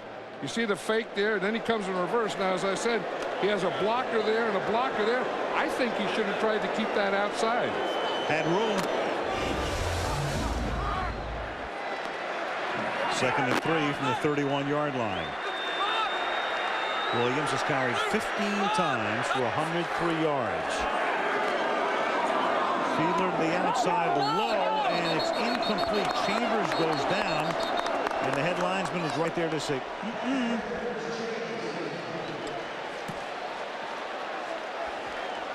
Third down and 3 now.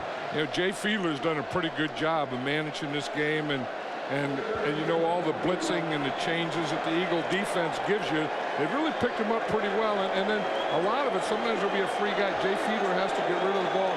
He's done a good job of getting the ball out of there. He needs one right here.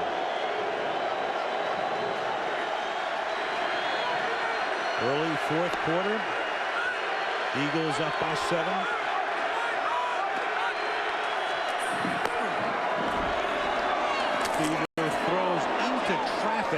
And the pass is caught by Chambers, who takes a shot at the 35-yard line, and Chambers is down. Semino and Carlos Emmons are right there, so he gets the first down and pays the price. And then you see Chambers felt Carlos Emmons coming from the outside, and he darn near stopped running and just reached out to catch that. Yeah. You know, and you don't want your quarterback to lead you in there. Chambers saw that he was being led in there. He tried to stop and just reached out and caught that ball, but he still took that hit. It's a great catch, and a big catch too. It's a first down. Injury timeout.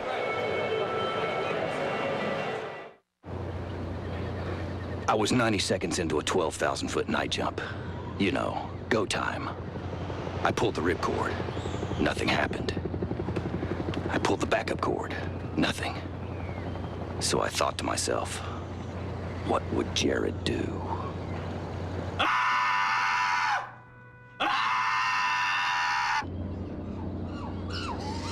The honey mustard turkey with cucumbers from Subway. Eat fresh. Feeling trapped because you're attached to your wireless number?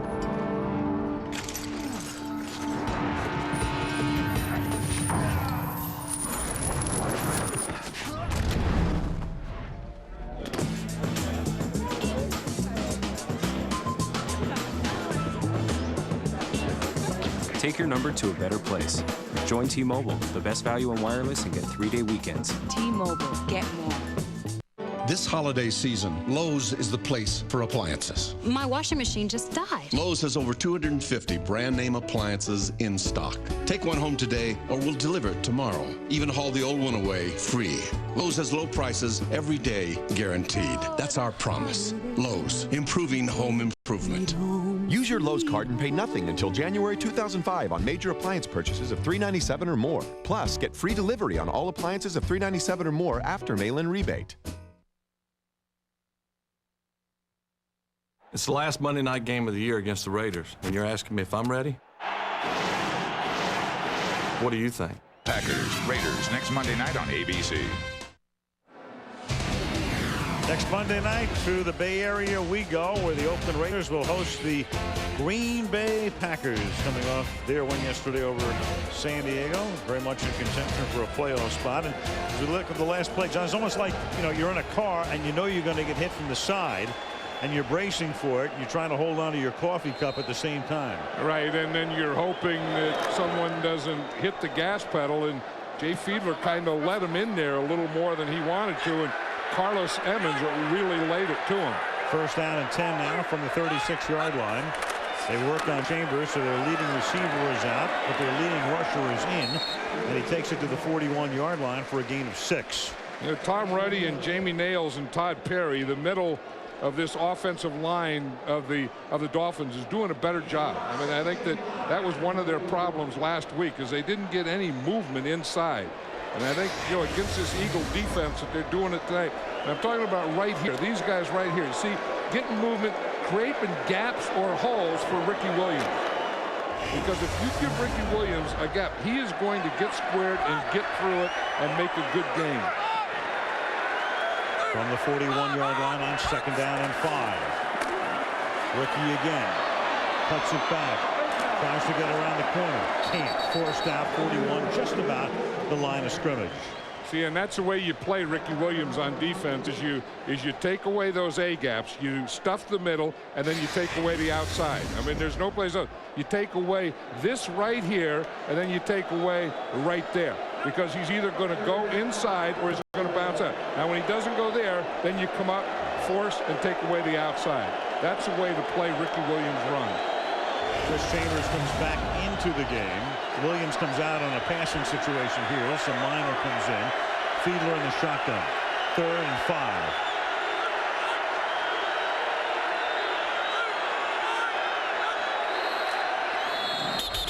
And the Eagles showing blitz, and the play clock ran all the way down. And there's a number of ways a blitz works. That's one of them. Offense. Or a fake blitz. I mean, you have 3 guys creeping up, and you have delay a game. Right, and everyone is so concerned about it. You know, like what do we do? What do we do? What do we do? And we just kind of watch half the moon and wait for too much time. Where's that moon going? One small step for a man. 3rd down and 10. Anyway, I think that's what, you know, you say that Jim Johnson, the defensive coordinator, messes with your mind.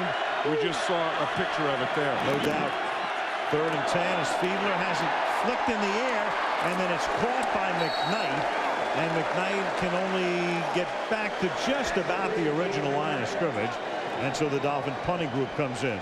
You know, Norv Turner was worried about that. He said, you know, those 3rd down blitz, he said the Eagles get more turnovers on 3rd down than any other down. They blitz more on 3rd down than any other down. And he said, so the worst thing that can happen is you give them the ball. The best thing that can happen, incomplete pass and a punt. That's not all that bad. Brian Dawkins is the man who batted it, and Turk's going to take off with it. And Turk's going to get the 1st down and a lot more as he gets to the 41-yard line. A high snap, and Turk came down with it and saw an opening and goes 22 yards. Hey, remember Ike Reese came earlier and he had that roughing the punter. He came on that one, and that was very close to being blocked. Watch Ike Reese. He's going to come right up the middle, almost as a block. Turk had to bring it down, and then when he brought the ball down, he saw this big gaping hole right there. And then he just runs scared. And he sees this. If he punts it there, it's blocked by Ike Reese. Now he sees that hole and says, I can get a 1st down here. So Turk with a huge play, smart heads-up play by Turk. And now he gives the ball to Ricky Williams, does Fiedler. And it'll be 2nd down and 10 at the 42-yard line. See, Ricky Williams was running a little different this 2nd half after he injured that left shoulder in the 1st half. Just before he gets hit, and we've seen it like 3 or 4 times so far, he'll turn and take that hit with the right shoulder and not let him get a square or any kind of hit on the left shoulder. 2nd and 11 now at the 42-yard line.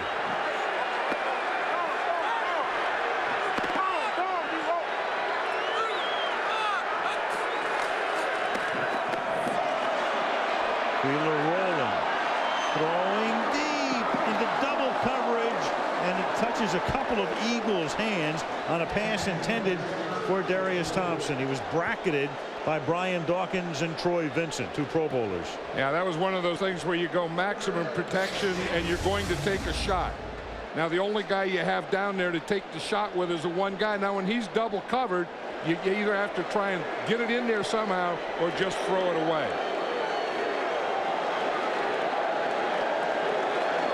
Hey, Brian Dawkins is playing like heck tonight, isn't he? I said last night, I said, how you doing? He said, not very well. I said, how's the foot feel? He said, not good. He said, if I didn't have this tape job that I'm going to have, there's no way I could play. He walks around with a walking boot all day long. And that is in and out of the hands of Aranda Gadsden. So they get a break when Turk is able to run for the first down, but really can't cash in except to the extent of probable better field position after this punt. And I think that's the thing, that they didn't get another first down, they didn't get a score, but they are going to get a lot better field position unless Ike Reese comes up the middle free again on a punt block. Well, Turk bangs it into the end zone instead of trying to corner it to Pooch it. And he bangs it down to the 4-yard line, and that's perfect. James McKnight is able to touch it at the 3-yard line, and so Turk has pinned Philadelphia deep. 9:20 to go. We need a car. A sports car. A wagon. Silver. And certified pre-owned. That one. Autotrader.com lets you compare 2.1 million new, used, and certified pre-owned cars to find the one you want. Oh, now we gotta sell our car. Autotrader.com. Your car is waiting. We've run out of time. Either Frodo destroys the ring or we face Sauron's victory. Can't go back. I saw him. What did you tell him about Frodo? Frodo, get down! The Lord of the Rings, The Return of the King. Rated PG-13. Screenings start tomorrow night at midnight. If men are so insensitive, why do they need 9 personal comfort settings? Spectra from Norelco. Ultra close, ultra comfortable. Guaranteed. It doesn't take much to tell someone how special they are. Sometimes it doesn't take words at all. The exquisite 2-carat diamond bracelet, just $2.99, exclusively at Zales, making moments last a lifetime. On Jimmy Kimmel Live, Kristen and Ryan got divorced. Since they got divorced in Mexico, it's going to air on Telemundo.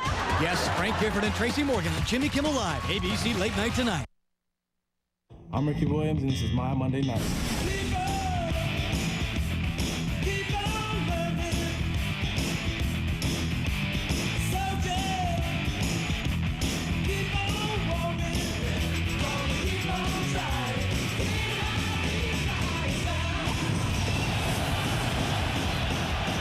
Ricky Williams Monday night is a 107-yard rushing night as Philadelphia takes over at its own 3-yard line.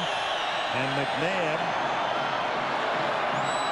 will pack it in. You know, we were talking about Ricky Williams, his Monday night, and McNabb, and you have to think of the juxtaposition. Remember in the draft in '99 after Cleveland picked Tim Couch, the draft in New York, and Paul Tagliabue announcing that Philadelphia has taken Donovan McNabb, and the Eagle fans in attendance went crazy. They wanted Ricky Williams. They needed a running back. They didn't pick him. In fact, Ricky didn't go until much later in the round in New Orleans in that deal that they made with Washington. And Edgerrin James wound up anyway as the first running back drafted. And I think those Philly fans that booed Donovan McNabb taking him in the draft, I think they're saying right now, I was just kidding. 2nd and 3 from the 9. McNabb's going to take off again, and he's going to pick up a first down. So Donovan with 2 runs for a first down. The '99 draft. With the second pick, the Philadelphia Eagles select Donovan McNabb, quarterback, Syracuse University.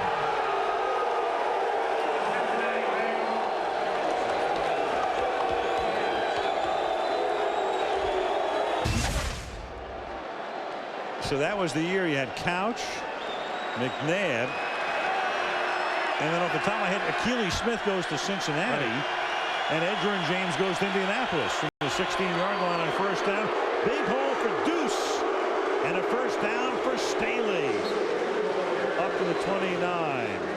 Of course, the Philly fans, notorious, notable, all of the rest. Here's Donovan on the Philly fans. Well, we've been real tight. You know, the Philadelphia fans and I, we love each other. But I mean, the whole deal about it is just, you know, some guys have their own opinion. Some are true fans. You know, some are just in between. But the whole deal for us as athletes is just continue to stay focused on what we need to do.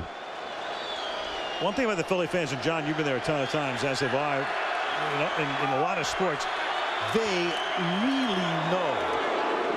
Here's Deuce, and you know that fans really know when they react to the subtleties of the game. When something happens that bypasses a lot of fans in a lot of cities, and the Philly fans react to it. You know, Philly, New York, places like that, they get it. Yeah, they're very knowledgeable, and they know defense, they know, offense, they know kicking in, they know the whole game. But what I like about them is I like passion. I mean, if you're going to be in something, you have to have a love for it. If you're going to root for a team, if it's not your team, you have to be a fanatic about it, and that's what they are, and that's what they bring.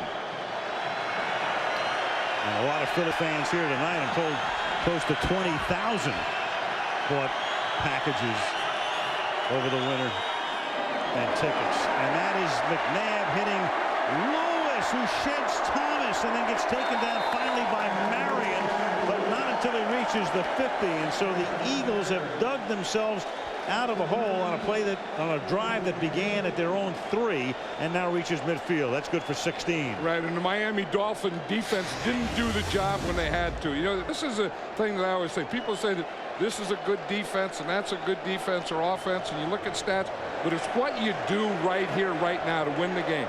The Dolphins had them backed up. They had an opportunity. They had to make a big play. They had to get a turnover. They had to make something happen, and they didn't do it. Staley, who has 3 carries for 48 yards, is back in the game again, and here goes Deuce, and that's the first time they're able to really stop him as Skonina makes the tackle. Yeah, but that was a heck of an opportunity down there, and the Miami Dolphin defense has been a little disappointing tonight. I mean, they're tough guys, but they haven't tackled well tonight. You know, and that's the thing. I mean, that's the first thing that you have to do. If you're going to be a good defense, you have to be a good tackling defense, and they haven't been on a lot of plays tonight.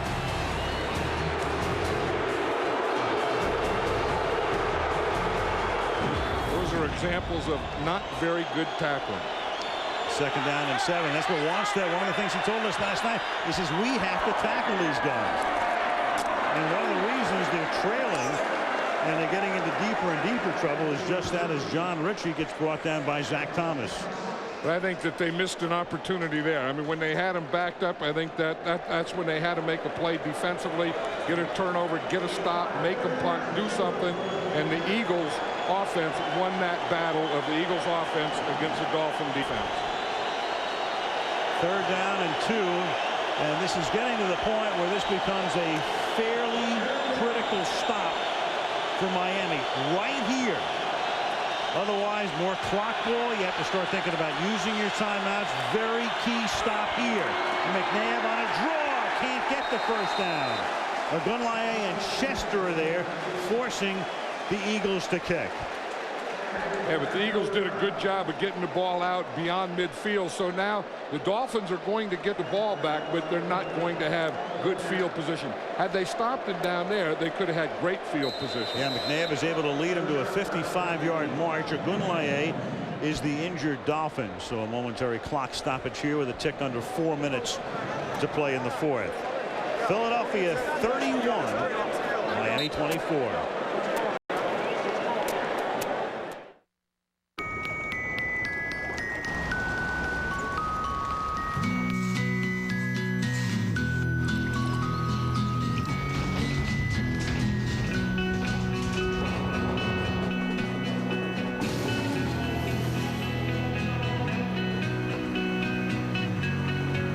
Toys R Us Times Square uses HP technology to manage inventory and replace every toy sold first thing the next morning. HP. Invent. And this slide shows our existing base of operations. 下一张.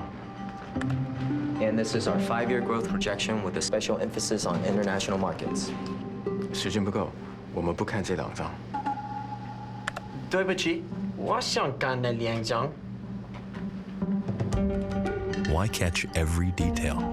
下一张. Because your money deserves every advantage.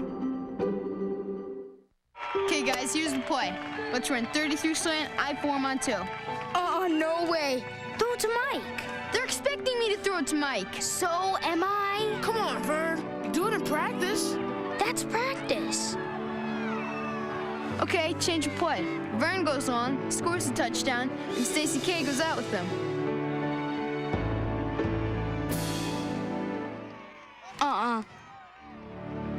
Okay, Vern. New play. Roy is working deep cover. You know what that's like. It is our job to watch his back. It's the best new drama of the year. Line of Fire, ABC Tuesday, 10, 9 Central. 31-24 Philadelphia. Eagles trying to make it 9 straight wins.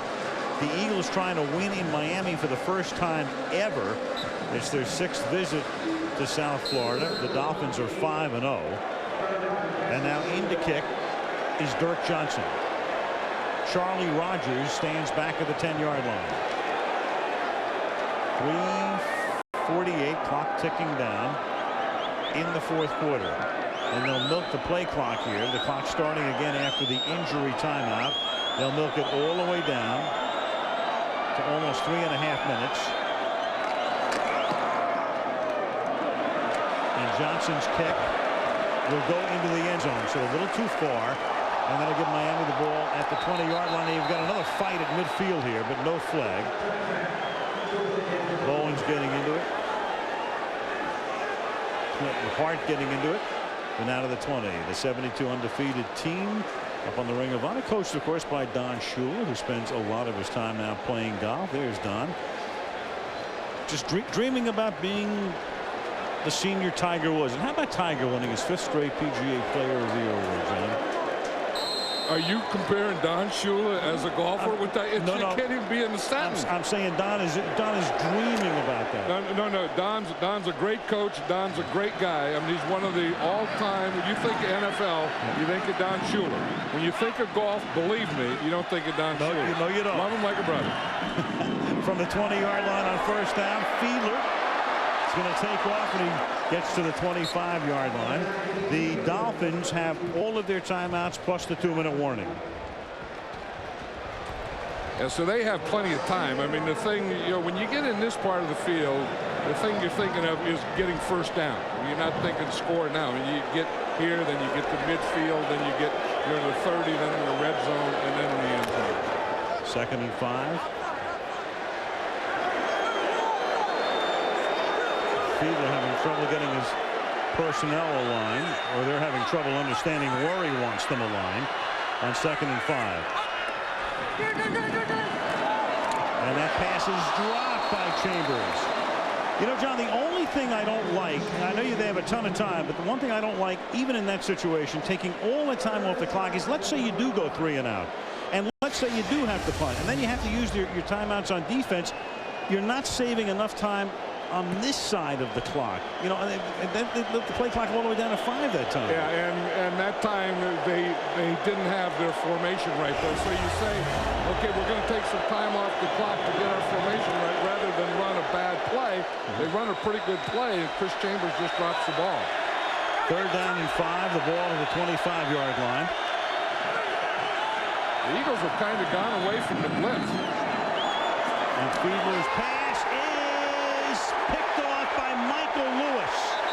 And Lewis takes it to the 32-yard line on a pass intended for James McKnight. And so Philadelphia now at the 32, 1st down, and Miami is compelled to use their timeouts defensively and keep them out of field goal range. And they have one of the best in the business in David Akers.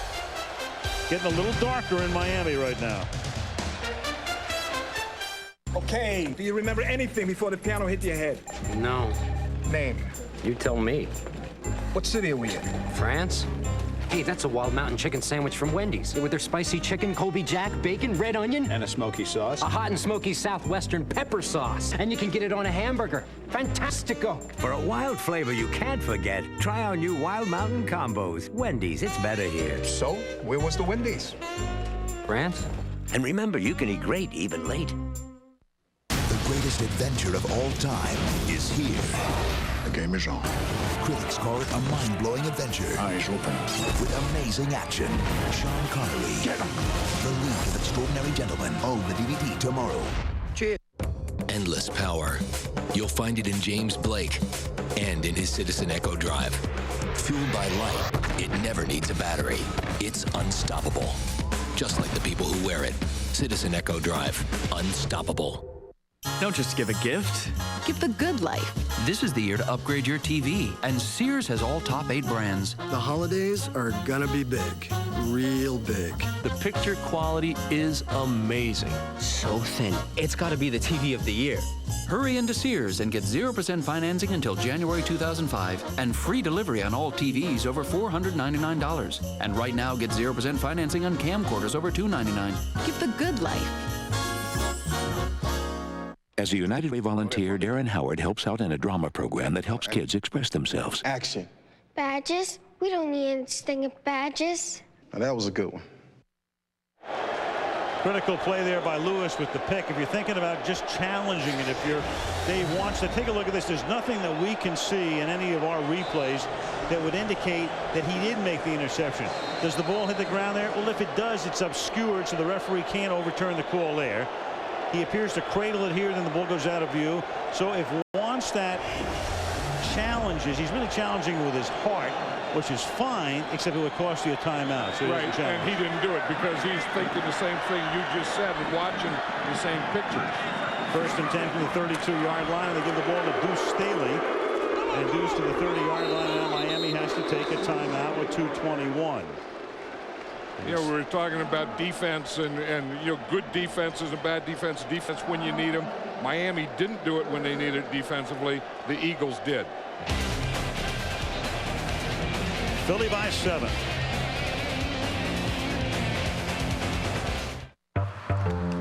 I would have gone vanilla with that sweater. Ice cream, $3. I think I would have parked a little closer. Gas, $22. Whoa. I think. Haircut, $30. What? I would have looked out for the water main. But that's just me. Monday morning quarterbacks, priceless. There are some things money can't buy. For everything else, there's MasterCard.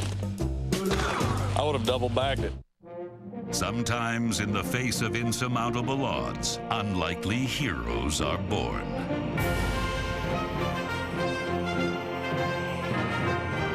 As precious seconds ticked away, you took an impossible amount of data and turned it into something impossibly good.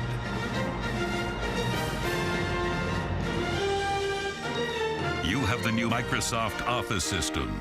Victory is yours. Tuesday night at 8/7 Central, President George W. Bush, Diane Sawyer, an exclusive event from the White House. The president's first interview since the capture of Saddam Hussein. How has it affected the president, politically and personally? A Diane Sawyer primetime television event on a special night, Tuesday at 8/7 Central. On one plane. 290 innocent people. On the other. A dirty bomb. Now the team must determine which plane's which. Take out both. Red Matrix, ABC Thursday. Monday Night Football brought to you by Wendy's Wild Mountain Chicken and Wild Mountain Bacon Cheeseburger. It's better here. MasterCard. There are some things money can't buy. For everything else, there's MasterCard. Autotrader.com. Sell your car fast on the ultimate automotive classified site. And Microsoft. Your potential, our passion. 2:21 left in the 4th. Now, if the plays are run quickly or over quickly, Miami takes their timeouts. They can actually get the ball back before the 2-minute warning. However, as they come up in the wishbone here, a critical choice might be made by Andy Reid as they float a pass to Westbrook, and that is a forward pass that's incomplete. And that's a very big break for Miami on a number of fronts. Number one, it stops the clock. Number two, they don't have to use a timeout. And number three, they're still in a position here where Philadelphia, I think, would have to think very hard about going for a 50-yard field goal at this point. Well, Andy Reid thinks that he's going to get a big play out of this play. I mean, he's going to get it out there to Westbrook. He hopes to get it in the open field and to get a first down. He doesn't, think that this is going to be an incomplete pass. And there's no way that those kinds of things should have happened. That's the best thing that could have happened to Miami. The wind is swirling too. Keep that in mind with a long field goal attempt. They give it to Westbrook, and Westbrook is able to plow his way forward, but he's still 2 yards shy of the first down. Miami should take a timeout, and they waited a couple of seconds and do.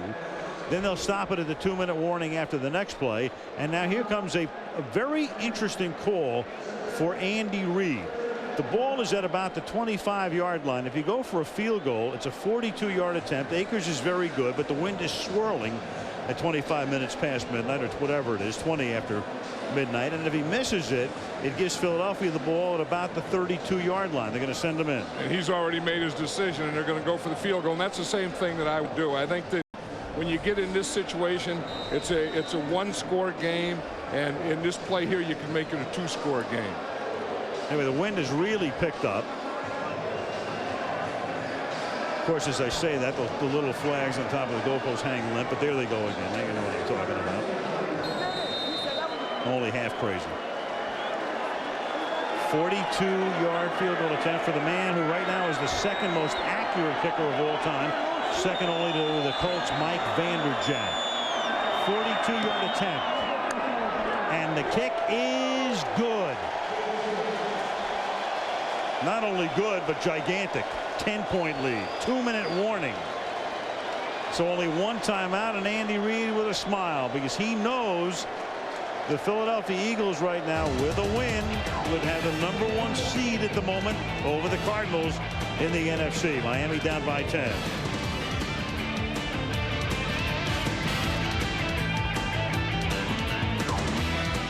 You've been a good guy. I've been watching you. Jason Taylor's a great United Way volunteer, especially during the holidays. Happy holidays.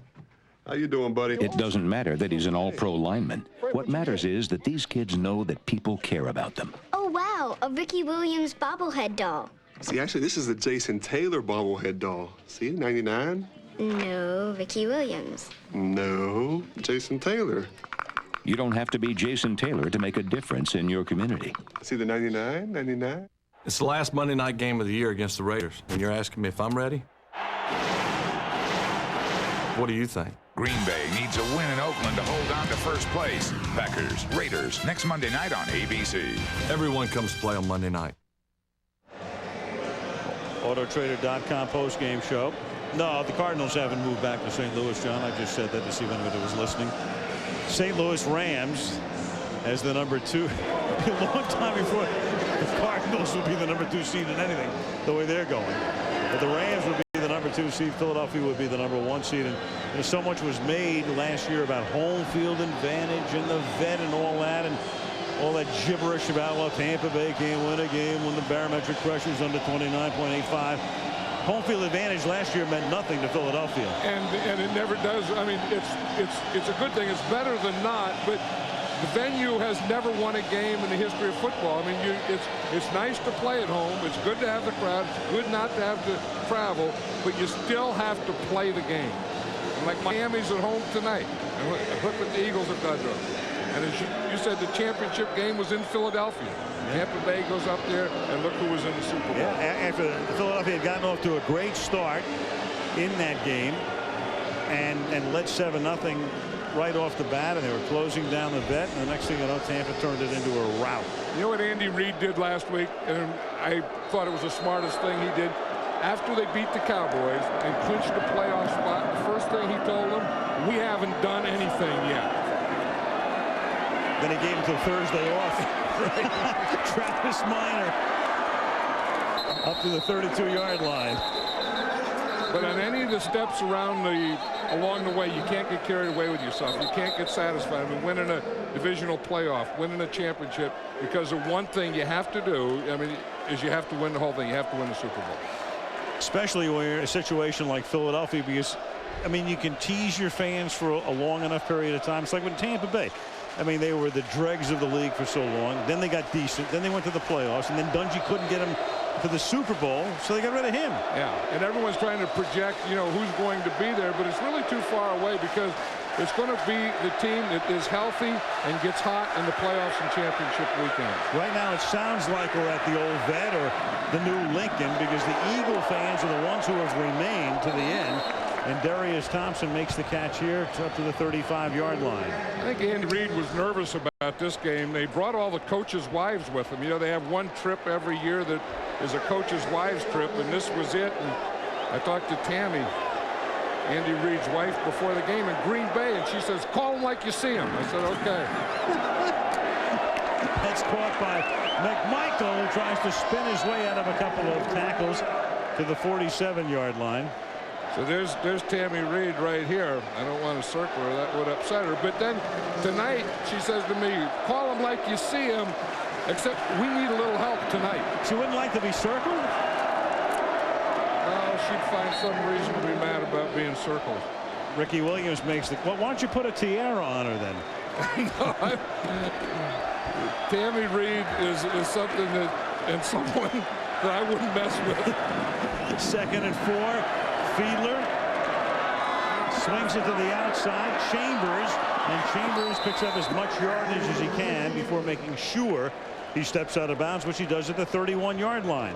But the players, the coaches' wives know, really how a coach feels, and I was surprised that she thought that the game tonight was bigger than the one in Green Bay, and that was one I felt they really needed. But tonight she won a little plus, which you're not going to, there's nothing. What the heck are you going to do up here? You kidding me? At the 30-yard line, first down. I think if the Dolphins get down to about the 15 on this play and get out of bounds, they should go for the field goal first because they're going to need the ball again.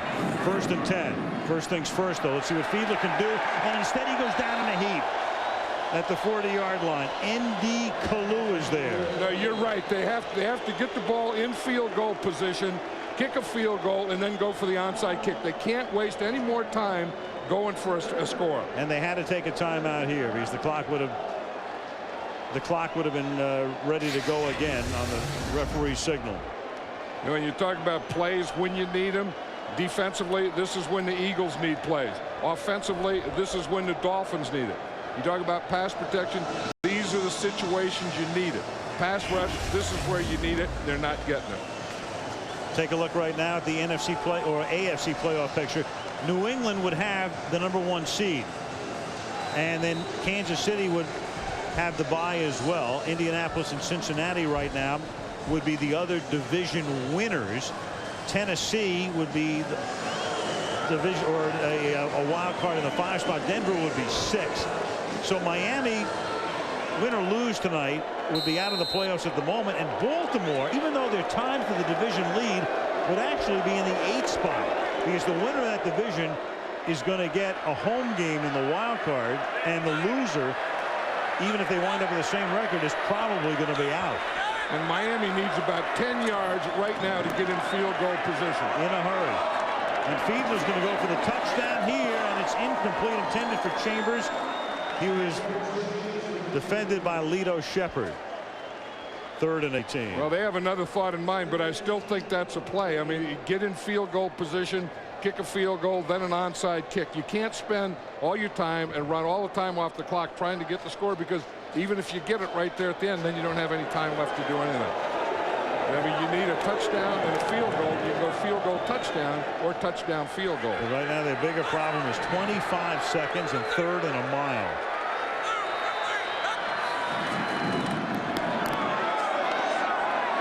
Fiedler swings it to McMichael. Now he goes out of bounds at about the 32-yard line with 19 seconds, and it's 4th down. And here you have to go for the field goal because it's 4th down anyway. You have 19 seconds. If Mari can make it, that would take you down to about 13 seconds.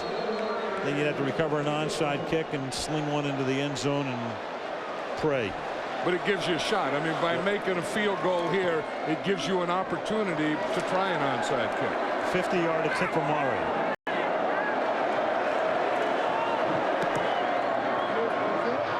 Long enough and good. So you have 14 seconds remaining. You need to recover an onside kick and then fling one deep. 34-27. And then your whole season may be dependent on this onside kick, and you're flinging it deep. Right inside the pipe. And cleared it by plenty. That's a 50-yard field goal, more than halfway up the plane of the upright. I think your idea is pretty good. It was your idea, wasn't it, to extend the The goalpost, yes. Yeah, to make them higher. Yeah. I think it's about time for that. Like I said, they did it once. Maybe they've done it twice. I don't even remember when the last time they extended it, but I think it's time for a new extension. Right here, it's time for an onside kick. Well, my idea was also to extend the goal line around the world. I'd like to be able to patent that. Yeah, there's a little, a few bumps in the road as we go. A little water in the way and tights. Anticipated onside kicks, and this is one of those, are recovered by the kicking team 17% of the time this season. That's 1 of every 6. They kick it over here to their right. They have an overload to the right. Oh, and now Philadelphia is taking a timeout. Yeah, they want to see how Miami was going to line up. Well, that's a basketball thing, isn't it? Don't they do that? Don't they line up and see how they're going to line up, then take another timeout to call a play? The last 2 minutes of a basketball game can take about an hour. It's kind of like the goal line. That's right. Go around the world.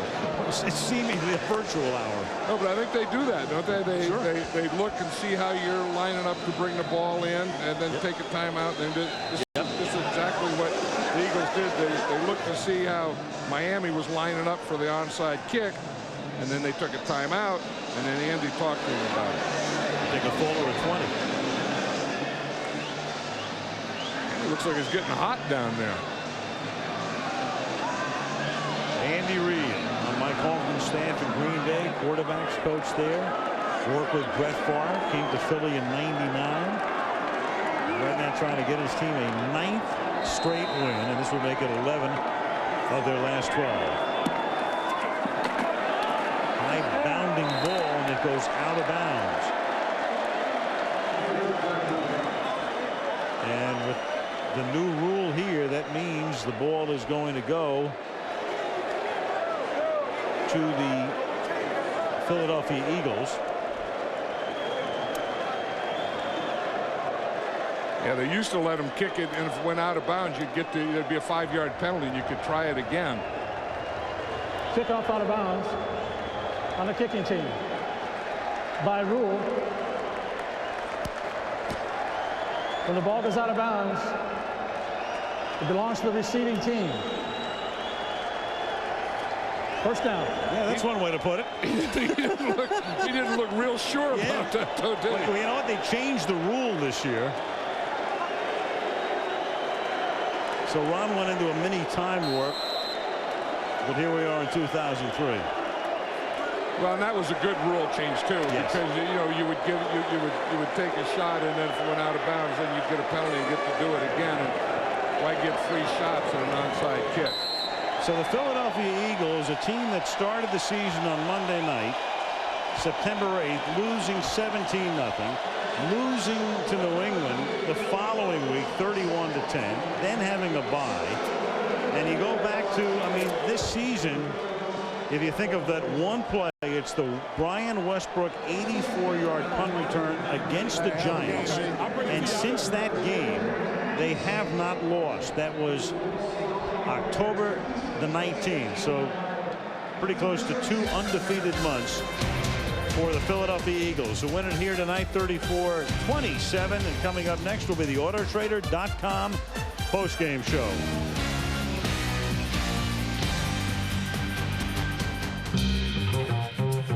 Forex Motion all-wheel drive, hill descent assist, a GPS navigation system, 4-corner adjustable air suspension, a 310 horsepower V8 engine. Yep, our Touareg already comes available with all sorts of hardware, and we just added some more. The Volkswagen Touareg, Motor Trend Sport Utility of 2004.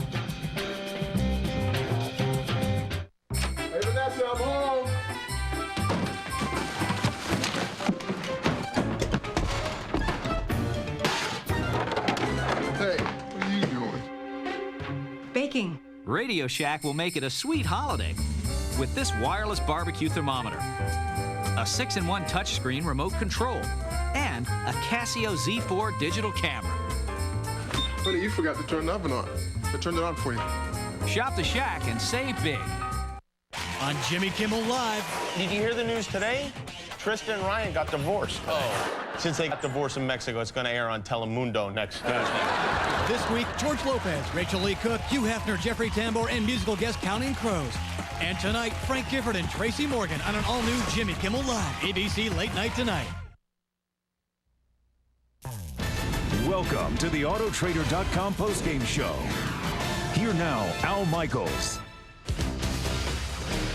Things began on a very positive note for Philadelphia. Here was their first offensive play.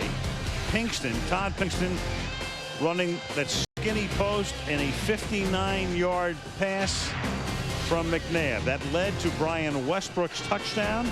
A little over a minute into the game, Philadelphia off and running, 7-0. Miami kept coming back, tied the score, 14 all. But Fiedler in the fourth quarter throwing this one, which was picked off by Brian Dawkins, and Philadelphia was able to go on to a 9th consecutive win by a score of 34-27. And on the horse trailer, one guy from each side. Donovan McNabb tonight, 15 of 27 for 236 yards. And Brian Dawkins, the tough Philadelphia safety who's missed so much time this year because of a foot injury. Big game tonight for Dawk. Donovan McNabb, there they are, side by side on the horse trailer. Donovan McNabb is down on the field as we go to Lisa. Thanks very much, Al. Donovan, one of the major storylines coming into this game was two great defenses facing off. Did you expect this to turn into the shootout that it became? No, I didn't. I just expected us to come out and battle. We're playing against a tough defense that obviously had a lot on the line. So we knew they were going to come in with a little attitude, a little aggressive approach, but I think we matched that. And I think what you're seeing is a team that's determined and have been getting better and better each week. And I think we're opening up some eyes now. Now, a 9-game winning streak is so rare in the NFL. What's been the key to your success? Well, I think it's just team unity. With everything that's happened early on, I think we stayed together, and I think we've gotten better and better each week. Guys stay positive, and I think what you're seeing right here is a team with a lot of attitude and just out here having fun. Just the team you've seen in the past couple of years. We're just a more experienced team with a lot of veteran leadership, and we're all out here making plays. Congratulations. Good luck the rest of the season. Thank you. Back up to you, Al. All right, Lisa, thank you. Ironic that the Eagles have allowed 100 yards to each of their last 9 opponents on the ground, and the only other team to do that and have a 9-game winning streak, the 1960 Philadelphia Eagles, the NFL champions. Do you believe in omens? City of brotherly love? We'll find out. Final score, 34-27. Philadelphia, and next week to Oakland we go. It's Green Bay against Oakland on Monday Night Football. Late local news next on the West Coast Threat Matrix. Al Michaels, John Madden, Lisa Guerrero, our entire Monday Night crew. See you next week, and good night from Miami.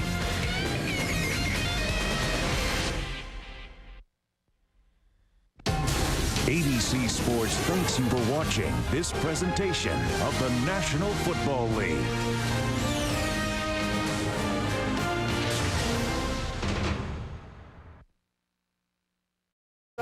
He should be tackled, right? No, finds a way, even though it's a short gain. You don't always have to make the big play. You got to stay out of the bad play. McNabb does it again. Then steps up, makes a nice little check down, gets walloped. Tough guy, comes back in, played hurt early in the season when people said he shouldn't. Then the pitch to Freddie Mitchell. Donovan McNabb was right most of this game, as he's been most of this season. And then a little swing pass.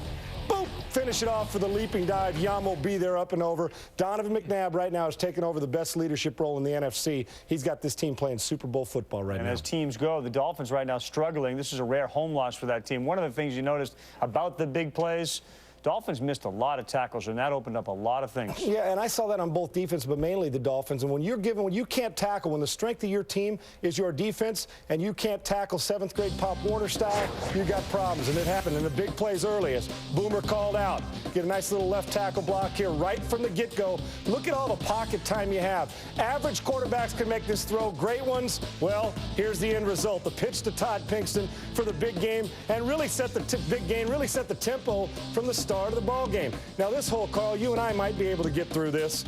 Drive that Hummer 2 up in there. Nice job of following his blockers. There's Zach Thomas, one of the sure tacklers in the league. What's he do miss? And Terrell Buckley doesn't even get a hand on Westbrook for the touchdown. It's borders on embarrassment. My favorite play of the night, Chris Chambers now getting inside, but has to get back outside on his stem to recognize, understand the concept of the play, gets back outside, gives Fiedler the chance against the Eagles. This is another big play in the game. The Eagles gave up a few, but one less than did the Miami Dolphins. And here is the all-out blitz. Early in the season, this ball would have been incomplete by Donovan. The indecision, not tonight.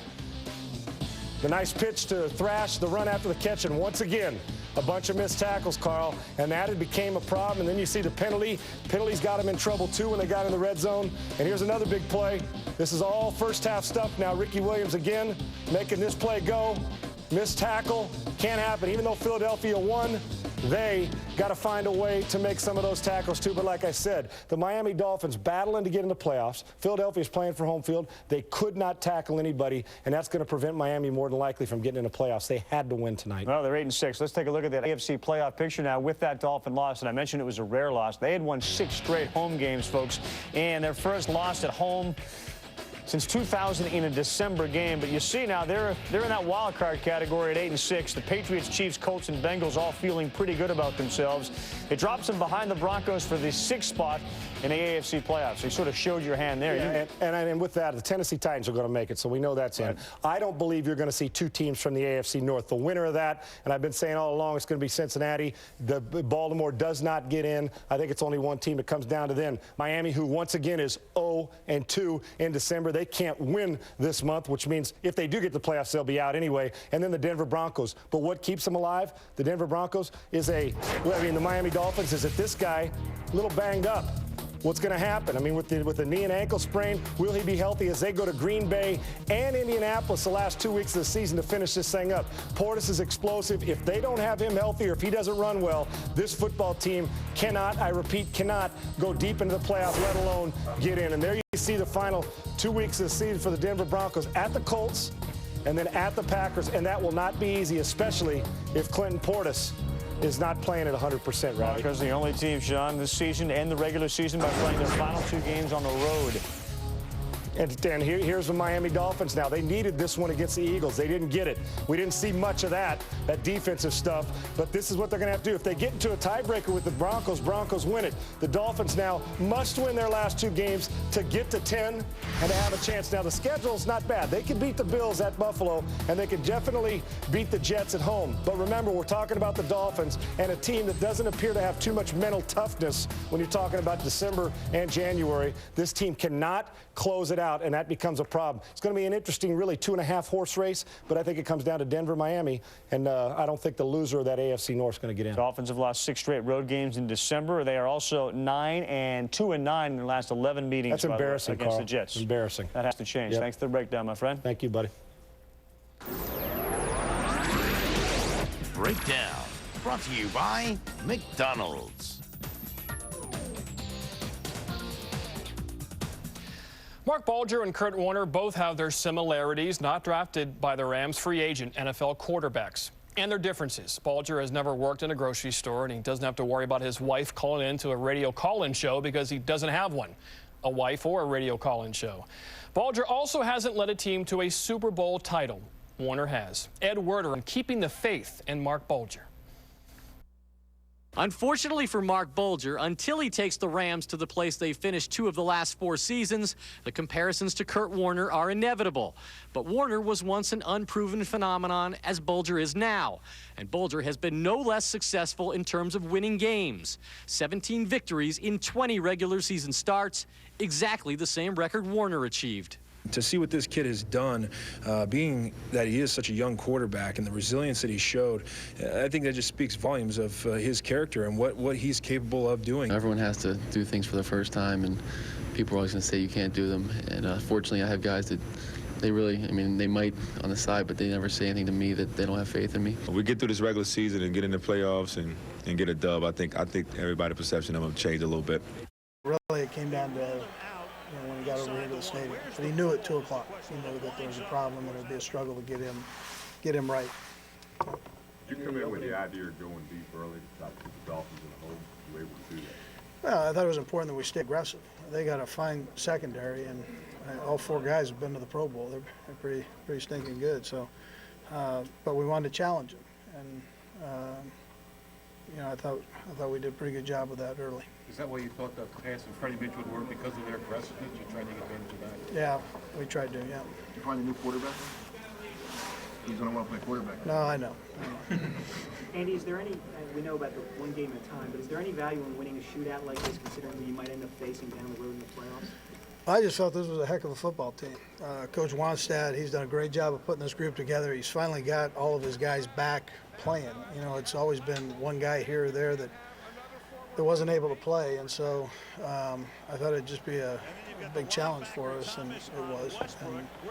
And, you know,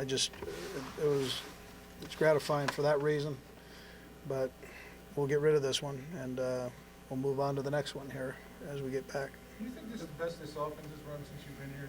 I can't believe you guys are asking all these questions at 1 o'clock in the morning. You're killing me. I tried to make it short and sweet, and you're keeping this thing going. All right, go ahead. Do you think this is the best the offense? You've put up points now. Well, other side of the coin, Dave Weinstein and the Dolphins fall to 8-6 and trying to stay in the wild card hunt in the AFC. Anything else? Yeah, I don't want to be a jerk or anything. With two games left, I mean, how concerned are you at this point about your job? I'm just concerned about Buffalo, to be honest with you. Dave, on that 4th and 7th play, you had a chance to go for a field goal. Where is Coach to do? Yeah, well, we were out of field goal range. You know, we needed to get inside. We were going into the wind, and I didn't want to take a chance of punting the ball. We had made up our minds that we were going to go for it on 4th down there. We would like to have been a little bit shorter than 4th and 7, but to punt the ball there, and if it goes in the end zone, what are you gaining, 12 yards? You know, if it comes out to the 20.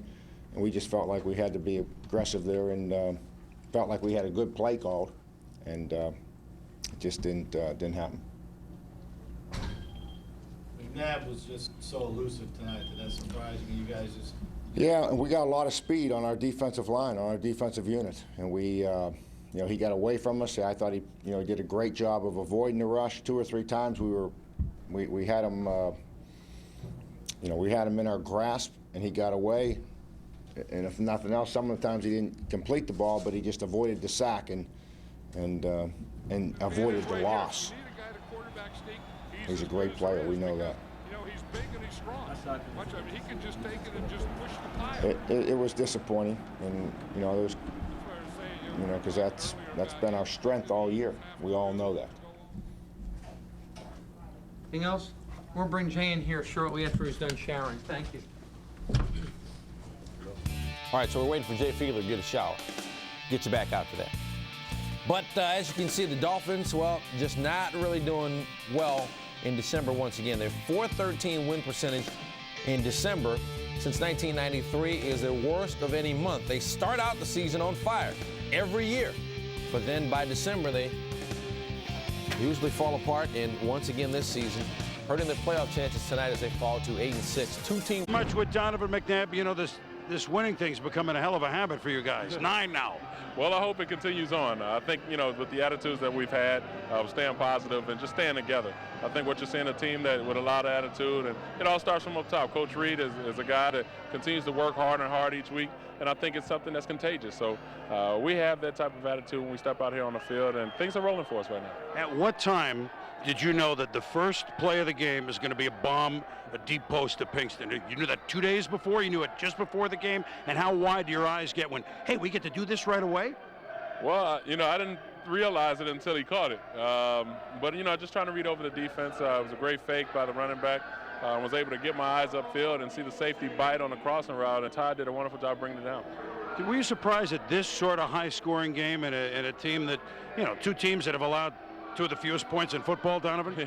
Well, we knew it was going to be a battle. It was 2 teams that was obviously with a lot of things on the line.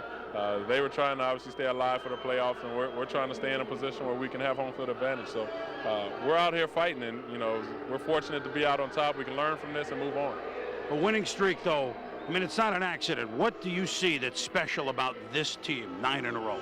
I see the leaders and the experience of guys coming out and making big plays for us. So I think, you know, early on, you know, there were one or two guys that were making plays and not all of us doing it collectively. But now I think all you see is a lot of guys coming into the game and making big plays and being able to keep the drives and keep the sticks moving to put us in position to score. And you're one of them. Every touchdown resulted in a big play. Congratulations. Thank you. All right, Donovan McNabb, 34-27. Eagles keep rolling. Back to you. All right, Chris, two of the most successful quarterbacks in the game going head-to-head Monday night. With the Eagles win, Donovan McNabb improves to 42-20 as a starter, and he moves past Jay Fiedler for the third-best win percentage among active quarterbacks who've started at least 25 games. Another big reason that the Eagles have won 9 games in a row is Brian Westbrook, who's emerged as a real playmaker out of the backfield. They call him B-Rabbit, and he spoke with Chris Berman after the game. With Brian Westbrook, did you know that it was going to be this much of a big play game, Brian, against a team that one of the best defenses in football? We knew they had a good defense, and you know, we didn't want it to come down to just big plays. We wanted to grind it and, you know, kind of work on them a little bit. But the way it turned out, we had the guys that made big plays, and today we came out on the good side.